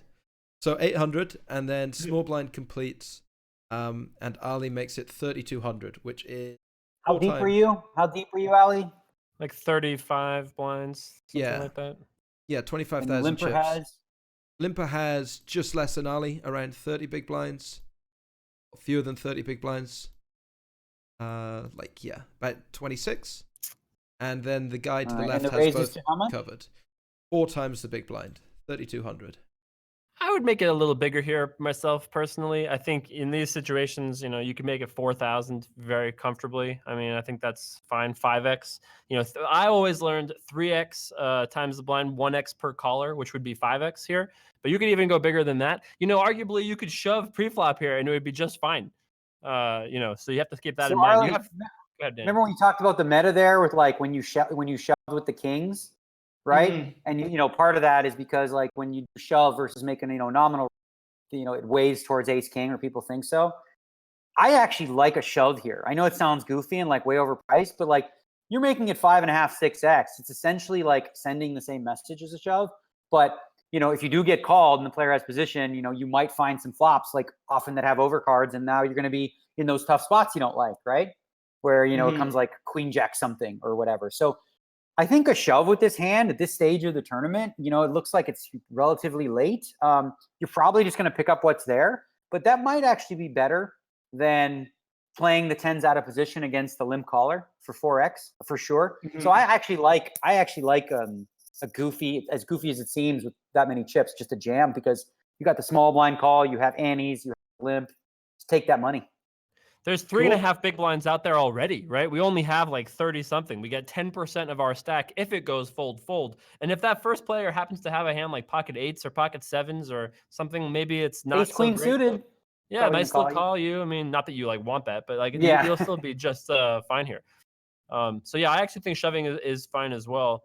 But if you're gonna raise here, I would raise a little bit bigger than this. You don't really want to incentivize this guy to call. Now you're playing a pot out of position for a lot of chips. So I think Daniel's shove makes a lot of sense too. And you have kind of like the exact wrong kind of hand to want to play a pot out of position against the limp call. It's like, again, more often than not, there's going to be an overcard on the and you have no idea what they have. Like limping in this spot is not normal. It's not typical. So you have no idea what this guy's limp calling range really looks like. So anytime the board comes with an overcard, which is going to be the majority of the time, you should be worried about, you're going to have to be worried about like, well, do they have it? Or even when it comes to 3 lower cards, like that's a good flop for you, but like that there's a lot of sets that could be in his range. Who knows? So tens is like really not one of the kind of hands that I would like to play a pot out of position. I'd much rather have like, not in this spot because of the stack structure, but like I'd much rather have 7-8 suited than tens here. Cool. Yeah. Okay, so we make it 4 times the size of the big blind. The original limper calls a fold in the small blind, heads up to 8-6 deuce. 2 diamonds. We have the 10 of diamonds. And Arlie bets 1/3 pot, 2,500. We have a call. Arlie, do we want to talk about this? I'm good with this. You good? We all happy? Seems pretty reasonable to me. Yeah. It's just that I normally make, I think. There is something to some interesting thoughts here. You could arguably bet pot or something that looks more like you want him to fold, right? Because think about what I always think of in this spot is if I had ace king, what would I want to bet to really try to get him to fold out of here? Or what would he think I would want to bet if I didn't have a pair? So I actually think sometimes like betting pot here, but generally I think a third pot is fine. Daniel, what do you think? I'm thinking like, well, I get what you're thinking, and that's like very, very exploitative. And it's only going to be against specific players who, like you're playing mind games with. But as a general rule, if you don't know anything about the player, like betting pot's a mistake. You should be betting like, quarter to third in that spot, which is exactly what you did on this board with every intention of like, if he goes all in, you're not folding at any point. Mm-hmm. All right. And then he flats. All, and there it is, sports fans. The ace of clubs on the turn. So now, Arlie, facing the ace, you decide to move all in for larger than the size of the pot. So that's effectively 16,000 chips in a pot of just under 13,000. So it's a slight overbet all in on the turn from Arlie. Interesting. I don't know how to play this turn really, and I feel like it's just freak out jam. Like I just freak out and jam it in. I don't know. Me either. I'm like all the way back here from this one. I'm like... There's a lot of things to consider about this one. So we're like, now when he calls his flat, we have to calculate like what his range could possibly be that flats. And again, we have a very important blocker, right? We have that 10 of whatever suit that is. Can't even tell. The blue suit. Yeah. Suit. Yeah. We have a 10 of blue. We have a 10 of blue, right? So a 10 of blue blocks a lot of the flush draw combos that he may call the flop with, right? So now we have to ask ourselves, like, what limp called and then continued on this flop? One of the difficult things I told you about when you bet quarter pot or third pot is people mess with you more, which is fine once you get good, but it's not something I would teach like a beginner to do, but it's going to put you in a lot more difficult spots on the turn. So now we have to figure out, like, how many ace X hands are in his range that limp called? Ace 6? Yep. Ace 8? Yep. What about ace jack? What about ace 9 suited? Do we think peels? I will point out that we have bloated the number of hands he has because we only bet a third of the pot on the flop. So we have encouraged him to call with more ace highs by betting so small on the flop. Right, which is exactly what I was explaining to him about when you make smaller bets, you're going to invite people in to call with a much wider, and they're going to mess with you more. So we can't rule out an ace. The question is, like, is this a spot where typically what I would do is I would try to get a gauge on my opponent. And, if they're a straightforward player, I would actually check here. And if they bet, fold, because a straightforward player is not going to be bluffing here. If I have no information on the player, I don't hate your play because the ace hits your range a lot more. Not that matters in this case, because he doesn't have jacks, queens, or kings, but he does have like a decent amount of draws. He's got some sets you're going to have to worry about. He's got some 2-pair combos and whatnot. But against an unknown player you know nothing about, check folding seems a little tough. It's probably slightly better though overall. Like, if you played a hand this way, you bet this flop, you check the ace. Like, how often is this person going to like actually decide this is a bluff card for them? And like, what hand do they do that with, right? You have the 10 of blue. You have the 10 of blue. So that blocks a lot of draw combos. So I actually probably think that, and this seems super weak, against an unknown player with no information on him, I'm going to check fold the turn.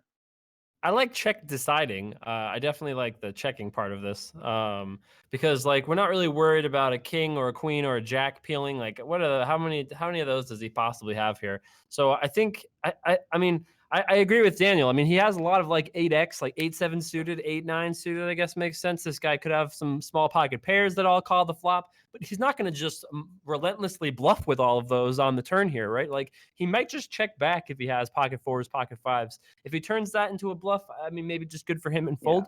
Yeah. I think Daniel's 100% right, obviously, about everything. Like, let's think about like what hands does he turn into a bluff here? Limp calls flop, and then ace comes in. Now he's going to like turn what, an 8? He's probably going to be happy to check back the 8 and hope to improve. Yeah, but I'd keep this in mind, Arlie. Maybe the most important thing of all of this is that the next time that you're in this exact spot and you have ace queen, don't shove, right? Like, check to protect all the other hands you're checking with. I think a lot of people are just like, yes, I spiked the ace. Yeah, I'm all in. Like, I don't think that's the right play because you have to think about the other hands like this one that want to check and see what happens. Yeah, the only danger with that, though, of course, is because the board is pretty draw heavy. Now, you happen to have a card that blocks a lot of it, but like, if you had the ace queen here, I like where Jason's thinking, and it's similar to what I told you about. You need to be checking more in these spots and not be so polarized. But you should be betting some too, because the guy's going to have a draw a decent amount of time, so you're going to get some value when you do have ace queen and you can bet turns. You pretty much don't want to always do anything, but I would use a mixed strategy. And like, if I had ace queen here, bet some of the time and check, and then sort of depend on what kind of opponent I'm up against. The only thing that I really disagree about, Daniel, is that I'm not really sure how many diamonds that this opponent has, because a lot of the hands that limp call and see the flop and have 2 diamonds in them are going to be somewhat connected, right? If he has 2 overcards and a flush draw, is he really just flatting against the 1/3 pot? Probably not. If he has, we already know. Here's the issue: we can't use sort of a like logic way to break down a line when a guy 4-handed limp calls on 35 big. So we already know he's kind of like, he's probably not a professional. He's probably not thinking at a very high level. So any rules that we put in place about what he can and can have to be expanded to, like, he could have queen 3 of diamonds, right? This is a guy that like could have jack 4 of diamonds. There's a whole bunch of hands that we don't know. We don't know enough about this player. What we do know is he limp called a pretty substantial raise on a short stack, which is not a good play. So you have to like widen your spectrum of their possible holdings. All right, so Arlie jams and gets called by the ace and the 3 of hearts. There's your rules out the window. Peeled the ace 3 of hearts on the flop, spiked his ace. Arlie, it makes for sense, the showers. Though. We've induced this by betting so small on the flop here. I randomly thought I won this hand too. I didn't know he hit that. All right, Mr. Arlie Yeah. Shabanimal, I have news from upon high. Attention. We Okay, have news. a message from PokerStars support. Spraggy, I believe Arlie still has our Canadian goat with you. Indeed, he does. We want him back now. Perhaps you can ask Arlie to read the following and finish up with D-Negs, then give him back. He will find challenge 4 here. So I'm being directed to a URL, which I will fire in, Arlie. I don't know if you can see that. esta.rs/labor4.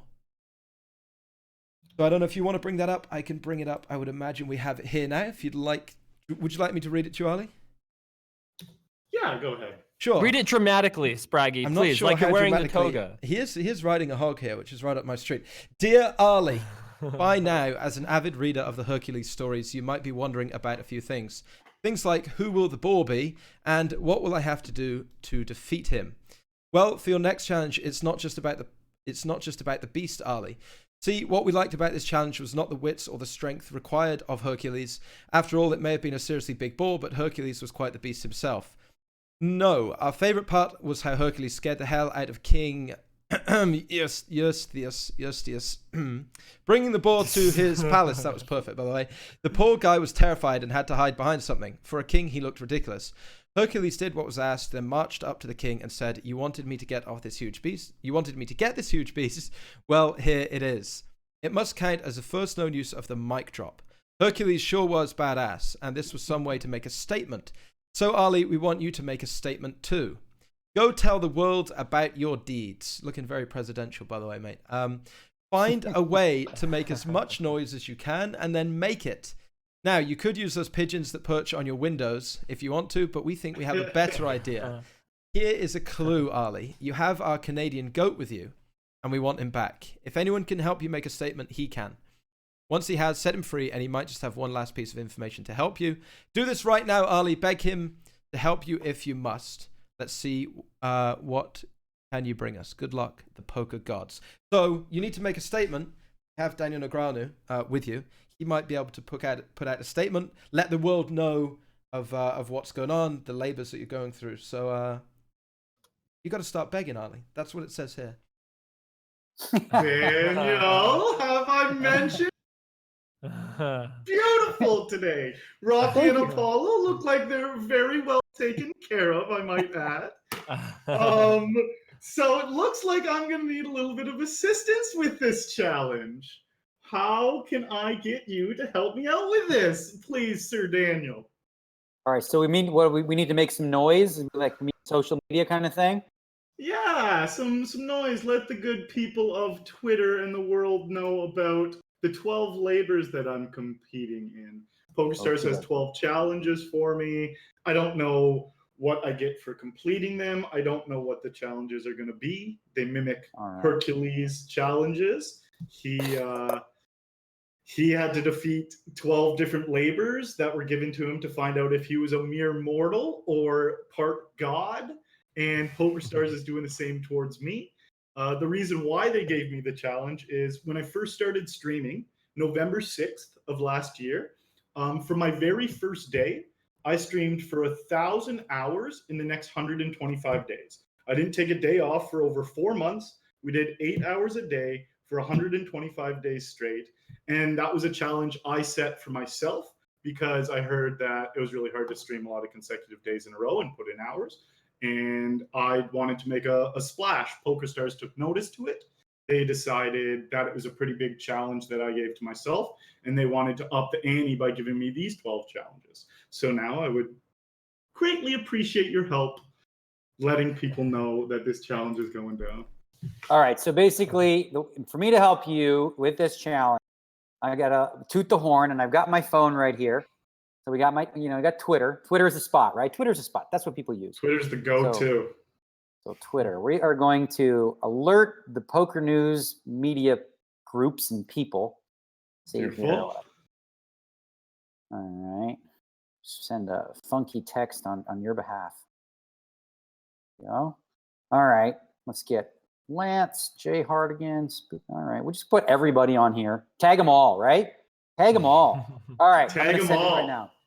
Okay. That's There we amazing. go. Tweet about to be Back to the sent. We're gonna coolest. click it right here. This will help you accomplish challenge number 4. Tweet. All right. Woo! Done.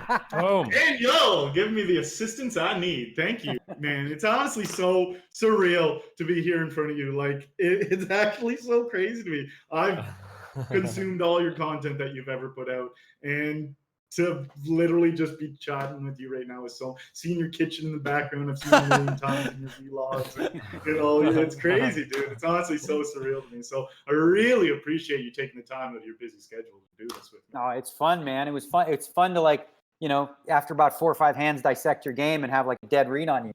Never playing against you. Wait. Okay, well, alongside this message, in the lobby here on PokerStars, in the play money section, we've also got a few tables popped up. And there's a play Arlie table, play Daniel table, play Jason table. So I don't know if you guys, obviously Arlie was here, Daniel, Jason, we did this with Nanonoko, the multi-table beasts and whatnot. And then the chat decided to had to take on Nanonoko and play him heads up. And that was a lot of fun. So we have some tables here.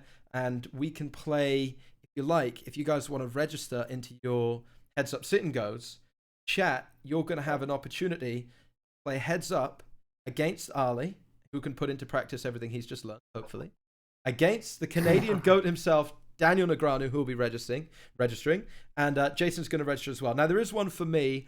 I'm probably not going to play because I'm going to make sure that we have Jason's table, Daniel's table, and Arlie's table. We can show that on the stream and see what you guys have got. I don't know if that's something we can do. We're in? Yeah. Let me register. Yeah, you just got to tell me where to go and how to do it. Okay, so Yeah, I me think, too. I don't know where play money is. I'm on PokerStars.net. Is that what we're doing it on? Because yeah, so play I'm money. in the United States of America. If you head to the sit and go tab on the play money, turn all your filters So how off. do you even get to play money? Play money. There's a button below the cashier that says play money. I see one with Jay Carver. Yeah, So- I'm already registering. Oh, I see play Daniel. Register for your correct ones, whether you want to play one table, So couple I just tables. click on play now? Yep. 3 lucky Wait, fans are going to get to play against. Oh, so I got to play 3 at a time, right? Like three table them? All right, I yeah, do can do. that. Should I jump in right now? Yeah, if you register, because it's password protected, which I believe you have. Yeah, you should register first, Daniel, and then we'll tell release people the to I have password, somebody there. and then they can jump Somebody's in. already registered. Okay. Okay. Wrong tournament password. What the heck? I got the register. password wrong. Hang on 1 minute. I What thought I had. is Oh, the, yep. Oh, I didn't put a capital on it. Hang on. Okay. Register. Here we go. Got it. All right. I'm popped up. All right, so Boom, you you're guys in. are all Yeah, buddy, registered I'm and ready, playing right? Flaxus. Yeah. I'm just registering right now. Should I do this before I start up my stream? We'll just do it on this, or Yeah, we're doing it here. This is all going out to your channel at the moment as well, Ali. Daniel, if you perfect. Oh yeah. if you want to play more than one at a time, it might be best you register, because once I give the password out, the chat are going to Yeah. flood I'm those in a tables. hand Right? right here. Flop is king 3. He's checking. I'm going to bet quarter pot because it's goofy. Daniel, Come when's on, the last buddy. time you played 4 tables of online poker? 4. 19 I'm doing 3. 1990 Oh man, I never? had king 3. I had good fold, Blackness. I actually flopped a full house. My goodness, what a waste. Oh, that's tilting. So tilting. You're making it 3x, huh? All right, so I'm going to join. So I should join my other tables? Yes. Yeah. Okay. All right, let's check here. Now. And chat, I'm going to try and get no. these tables up as best I can. Follow as much of the action as I can of. I'm going to fold that one. Make sure you get all mine, Spraggy, because I'm going to really style on these fools. So. All right, and then the third one. I'm a little slow. Okay, raising here. This is We're like, waiting I feel like one more tournament for you to register. Actually, 2 more for you to register, Daniel, and then we can unleash the password. Now. Hold on, I'm almost there. Did I register for all 3? You tell me. Looks good to me. Yeah, I'm good, right? Now I can Yeah. just bust people. All right, now we've got to release the hands. So, ladies and gentlemen, if you want to head to the lobby and try and join one of these games, I believe, and I'll soon be correct if I'm wrong, I believe the password is Rocky. that correct? With a capital R. Capital R. Capital R. You heard him. All right, good luck everybody who manages to grab one of these games. Oh, What, did I here they win? are. I don't know if I They're won. gonna get released. Yes, I won. What did we he got have? some heads up going. Tried to bluff All right. me. I got Why 3 are they tables trying to bluff going. me? I'm People are sitting trying up to bluff against me. the part of the Lex army. Okay, I got a 3 table. Woo-wee! All right, Ooh. let's go. 3 tables. Heads up. Last time I did this, I was playing Isildur. That was so much fun. Awesome. That was so long Okay. ago. I'm going to re-raise there. I'm going to check here. I'm just all over the place right now. Boom. Daniel, we What should have did you done a do? side bet on how many we would win each of Damn us. it. That was too late for Oh, now. we should have. All right, I'm going to fold that one, check that one, and then bet 80 here. All right, he's betting here. I'm folding. Who's gonna be the first of us to lose a game? The challenge my against Nano was bet. awesome. Man, honestly, like it was literally so overwhelming at one point that I was like in desperate need of assistance.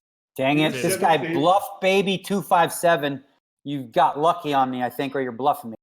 Well, you Nine. got bluffed by. Oh, Think don't so. lose to Blacksis though. If anybody you can lose to, don't lose to Blacksis. Don't lose to Blacksis. No, What do you no, mean? He no, went no. all in? That I'm would going be- to call him that and would try to be bust very him right here. Oh, I got him. I got Blacksis. Oh, No! my God. Oh! Rigged. Rigged! Am I allowed to Rigged. curse? Yeah. Yes. Bomb. That pissed me off, man. Okay, I'm going to bet. What the hell? Ace 3. Gee. All right, I'm going to have to max it over here. My goodness, lucky. Blacksis got lucky on me big time. All right, I'm going to have to. I think this is. This is so surreal. All right. I'm folding that. Okay. All here. I am working on your tables, folks. Trying to grab all of these. Jason, have you already lost one? No. Oh, okay. No. Okay. I I'll just let you- called a nice bluff, and no one was even here to watch it. He had No, 5 no. high.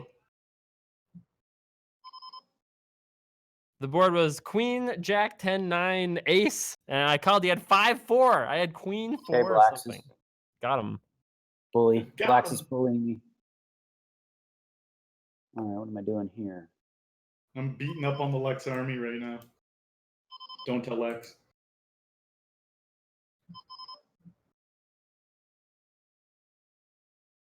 What happened here? He's all in? All right, I got to call you. I got top pair. Oh, he got me out kicked. That's not I good. just Yeah! Oh, baby. Best hand Wow. always loses. I beat him, huh? Sweet. Oh shit! I have 2 monsters in my other 2 games too. The 9-6 for Daniel. Easy game. 9-6. It's funny because the 2 guys I'm playing against have. Oh, we got it. Another huge. Did I Fold lose? here. What happened there? What do we got here? All right, I'll call you this Oh, time. they rivered me. Flush draw. What? Oh, Blacksis. No! He beat me, but he got really lucky. So I'm just gonna join this call quick to say GG, okay? Oh, Unbelievable. And That the is vicious needle. not okay. Blacksis. I'm Down trying to to. one Well played, table Daniel. here. Well played. All right, I'm gonna $60. I won 1. I lost 1. Yeah, I'm 1-1 going into Bluff Baby, who's got me cornered right now. But he's gonna beat me this hand, I think. I have to check and give up.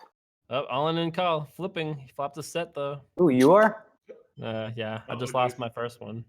That doesn't All right, sound he good. check. All right, I have to go all in. Please fold. No, I have kings!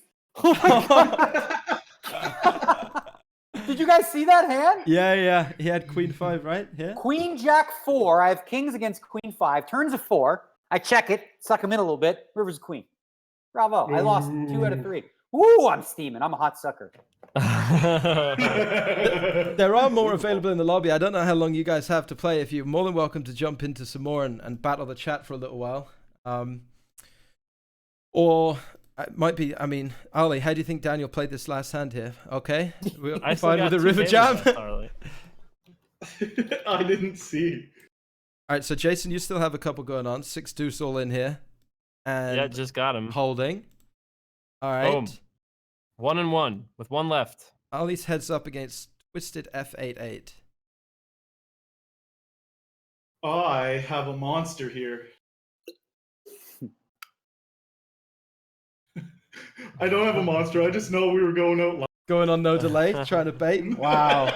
I was bluffing there. Me too. I was doing the same thing, saying I'm gonna have to check here. I have nothing. I had kings. That's amazing. I thought with your reaction, actually, dude.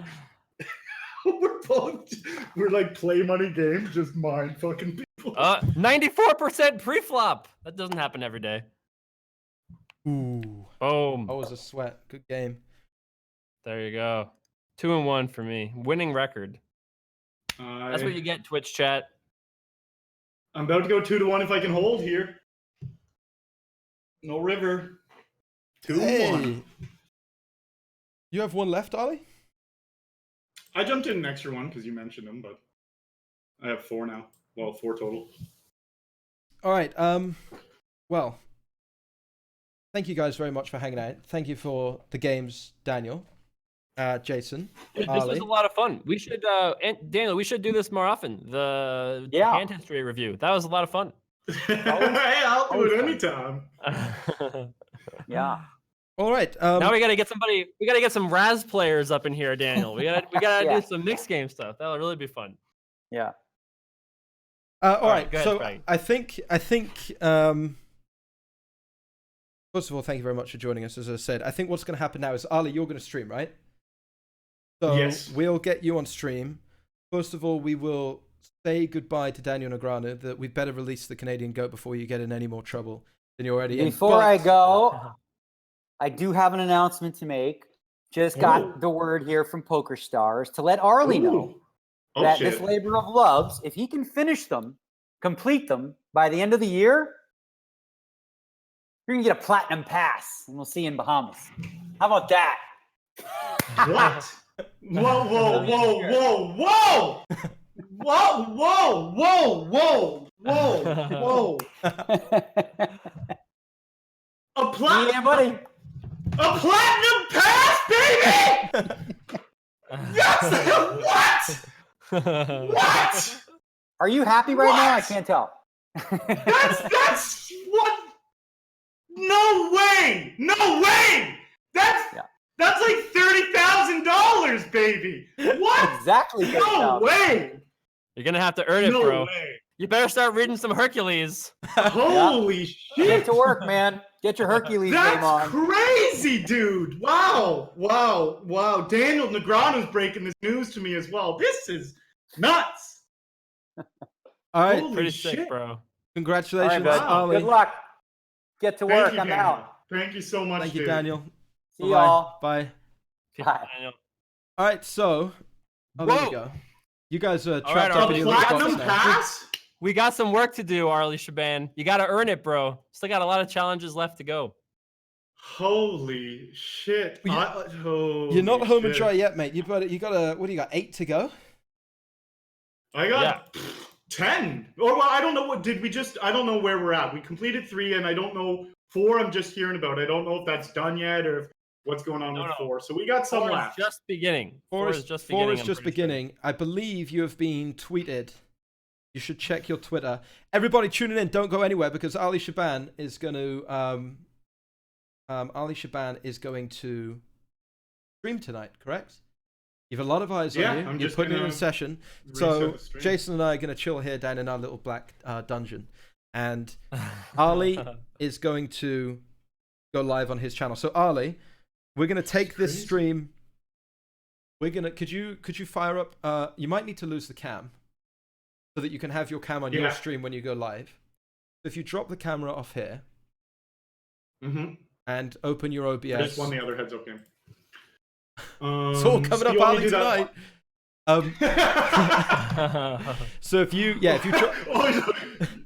guys will hear the biggest laugh right now. So I just looked for the last 2 years. I'm weird with accumulating stuff. For the last 2 years, hence the 500 water bottles I had in my room. For the last 2 years, I've been clicking collect play money on my PokerStars account, which has been giving me 15,000 chips every time I do it. I'm at 2.7 million chips. I just glanced over and saw my cashier was at 2.7 million, forgetting I was on my play money. For a second, I was just like, what? I'm rich! All right, so if you're watching this, obviously there's like 5-6 different channels. If you're on YouTube, if you're on this channel, twitch.tv/PokerStars, Spraggy, Run It Up, DNegs Poker, everything is now going to go live on twitch.tv/Arlie Shaban. Arlie is going to continue streaming. He's gone over there now. So if you're watching on twitch.tv/Arlie Shaban, this stream is going to go offline. And then it will come back up in 2 minutes. So Arlie, once you've got OBS ready, are you ready? So yeah, so quick question though. Remember, you're firing in on a 2-minute delay. So what you have to do is let me know exactly when you click start streaming so that we can sync the end of this stream up, and every single stream will host into Arlie, and you guys can go and enjoy the evening with him, celebrating the fact that if he completes the 12 labors of Arlie, he will have a $30,000 platinum pass. So Arlie, let me know when you click start streaming. Okay, just a quick question. I know I don't know a lot of things happening, but why? Like, I have a 2-minute delay. I guess I'm not playing poker, or am I playing poker? What's happening? Maybe you should put on your normal delay. Maybe put on a break. Yeah, because they told. Listen. You know at the start of the stream today when we said, Arlie, what will your delay be? And you said, 2 minutes. Right? What do you normally? I thought you guys said 2 minutes. So can we get that platinum pass taken back? Can we? We can't. So you just want me to put it on my normal delay? I know. He said 2 minutes. You know what he's like. I know it's awful. Yeah, Arlie, I think you're going to be able to change the delay. So I would imagine you could just my normal delay? Bump it up to 3 minutes or something, right? Make it your normal delay. Okay. So all I'm really asking now is, am I playing poker, or are we doing something else for the channel? You should play poker. Yeah, okay. You should put on your delay, start streaming. Spraggy and I will talk the challenge, baseball, soccer, Run It Up Reno. We'll talk for a few minutes, and then we'll throw you the host. We could play Heads Up, Jason. Perfect. Let's play Heads Up, bitch. Unless you're scared. I'm ready. Oh, I'm so ready. You're in the Daniel Negreanu box. I'm in the Arlie Shaban box. This is an Arlie challenge, so I have a huge advantage. Hang on, I can actually. About that. I'm gonna have to. Daniel Negreanu sure has changed. Yes. Also, it's all so magenta, some sort of like royal purple. Spraggy, you're really good at the hosting thing, bro. Trying my best. I'm not here for the poker, Jason. So something. Live production. You do it all, dude. All right, so we could try and snipe one of these games. What do you think the chances of that happening are? Pretty low. Let me see if I can even get back in. Think about this. Think how unpopular I am. Grab a play Spraggy one. Oh no, people are playing. Yeah, I closed out of my Stars account too, so GG that idea. I don't have my ability to log in, so we're gonna have to just talk instead.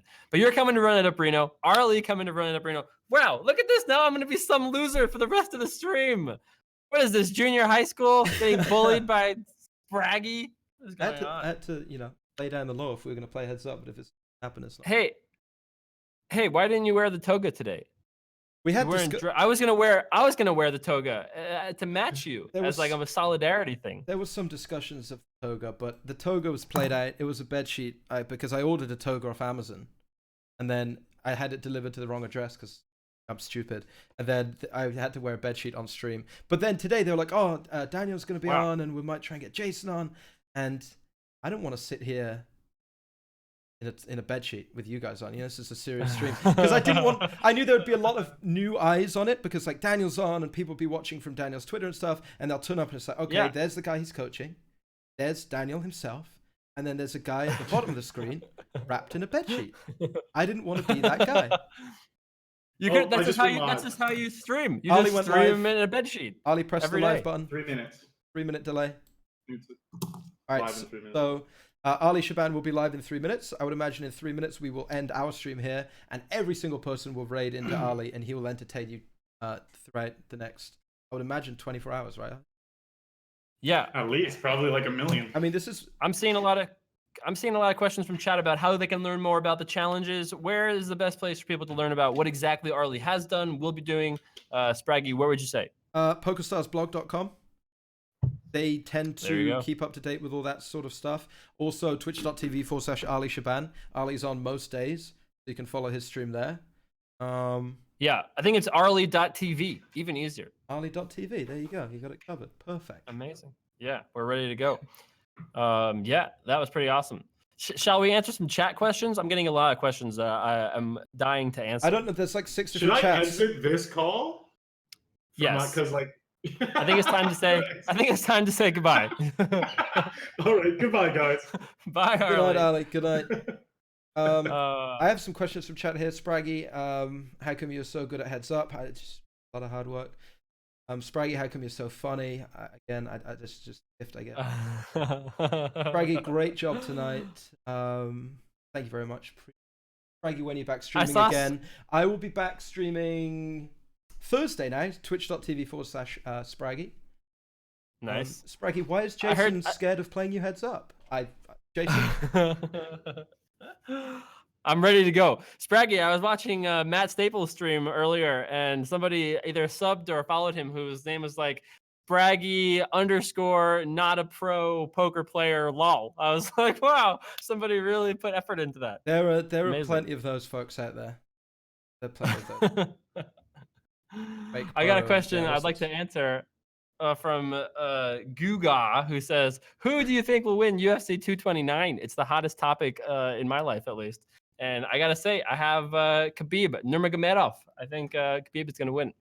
I had a call with Fenton today, and he answered the phone. And the first thing he said to me is that if you're betting on Khabib, this call is over. And I said, sorry, I have bad news. Click. And that was the end of the meeting. So, true story. I wish every phone call I had with Fenton went like that. Yeah, it was easy. No problem. What is Spraggy's real name? Yeah. That's a good question. Did you see the stream, Jason, with Lex, where he thought he didn't know my name? We've been playing Dota 2 for like, I've been on Team Pro for over a year. Been playing Dota 2 like a lot recently. He thought, he called me out as Spraggy, but didn't realize what my name was. He thought I was like Madonna or Cher. You know, I was just Spraggy. But my real name is Ben. There you go. You know, I actually thought for a very long time that your name was Benji because you had the J often in your name somewhere. I thought your name might have been Benji for a while. You know, people like call me Benji or Benj or Benjamin because Benjamin's my name. Right. So then it went Benji, but it's kind of like a dog. Yeah, exactly. So it's like I'm just Spraggy, I guess. Yeah, you've earned it now. Now you are like Madonna. Iceblade is claiming in the chat that you worked. He worked for you for a few months and you didn't know his name. Just you as Iceblade. I still don't know his name actually. The artist formerly known as Iceblade. Yeah, Ice 3 Laddie. Yeah, that's true. I mean, we just blamed everything on Iceblade. Who knew that he had a human name also? So, true story. We still blame everything on Iceblade. Actually, that still rings through. Yeah, Iceblade and Greytorp are my two go-tos to blame things on. I've played a little bit of Dota 2 with Greytorp recently as well, and I tell you, you don't have to blame stuff on him because it's always his fault anyway, right? Like it's self-evident. How good is his Dota game? Because, you know, he used to be a professional video gamer. When I first met him, he was a young, spry StarCraft professional, and now he's a withered production director for Run It Up. I'm not really here to like talk shit on anyone, so like he's fine, I guess. Like he tries his best. That's all you can ask. That's all you can ask. I believe that Arlie Shaban is live. He is coming up. Jason, absolute pleasure. This is our streaming debut together. I had a great time. We've never casted together, but we're going to cast together again at Run It Up Reno. That's going to be awesome. October 19th to the 29th. We're going to have almost every day will be live streamed here on twitch.tv/runitup. It's going to be amazing. Every person you saw on this channel today, except for Daniel, is going to be at Run It Up Reno. Lex and Kevin, Matt Staples, Jamie Staples, you name it, they're going to be there. It's going to be so much fun. You can find the full schedule at runitupreno.com.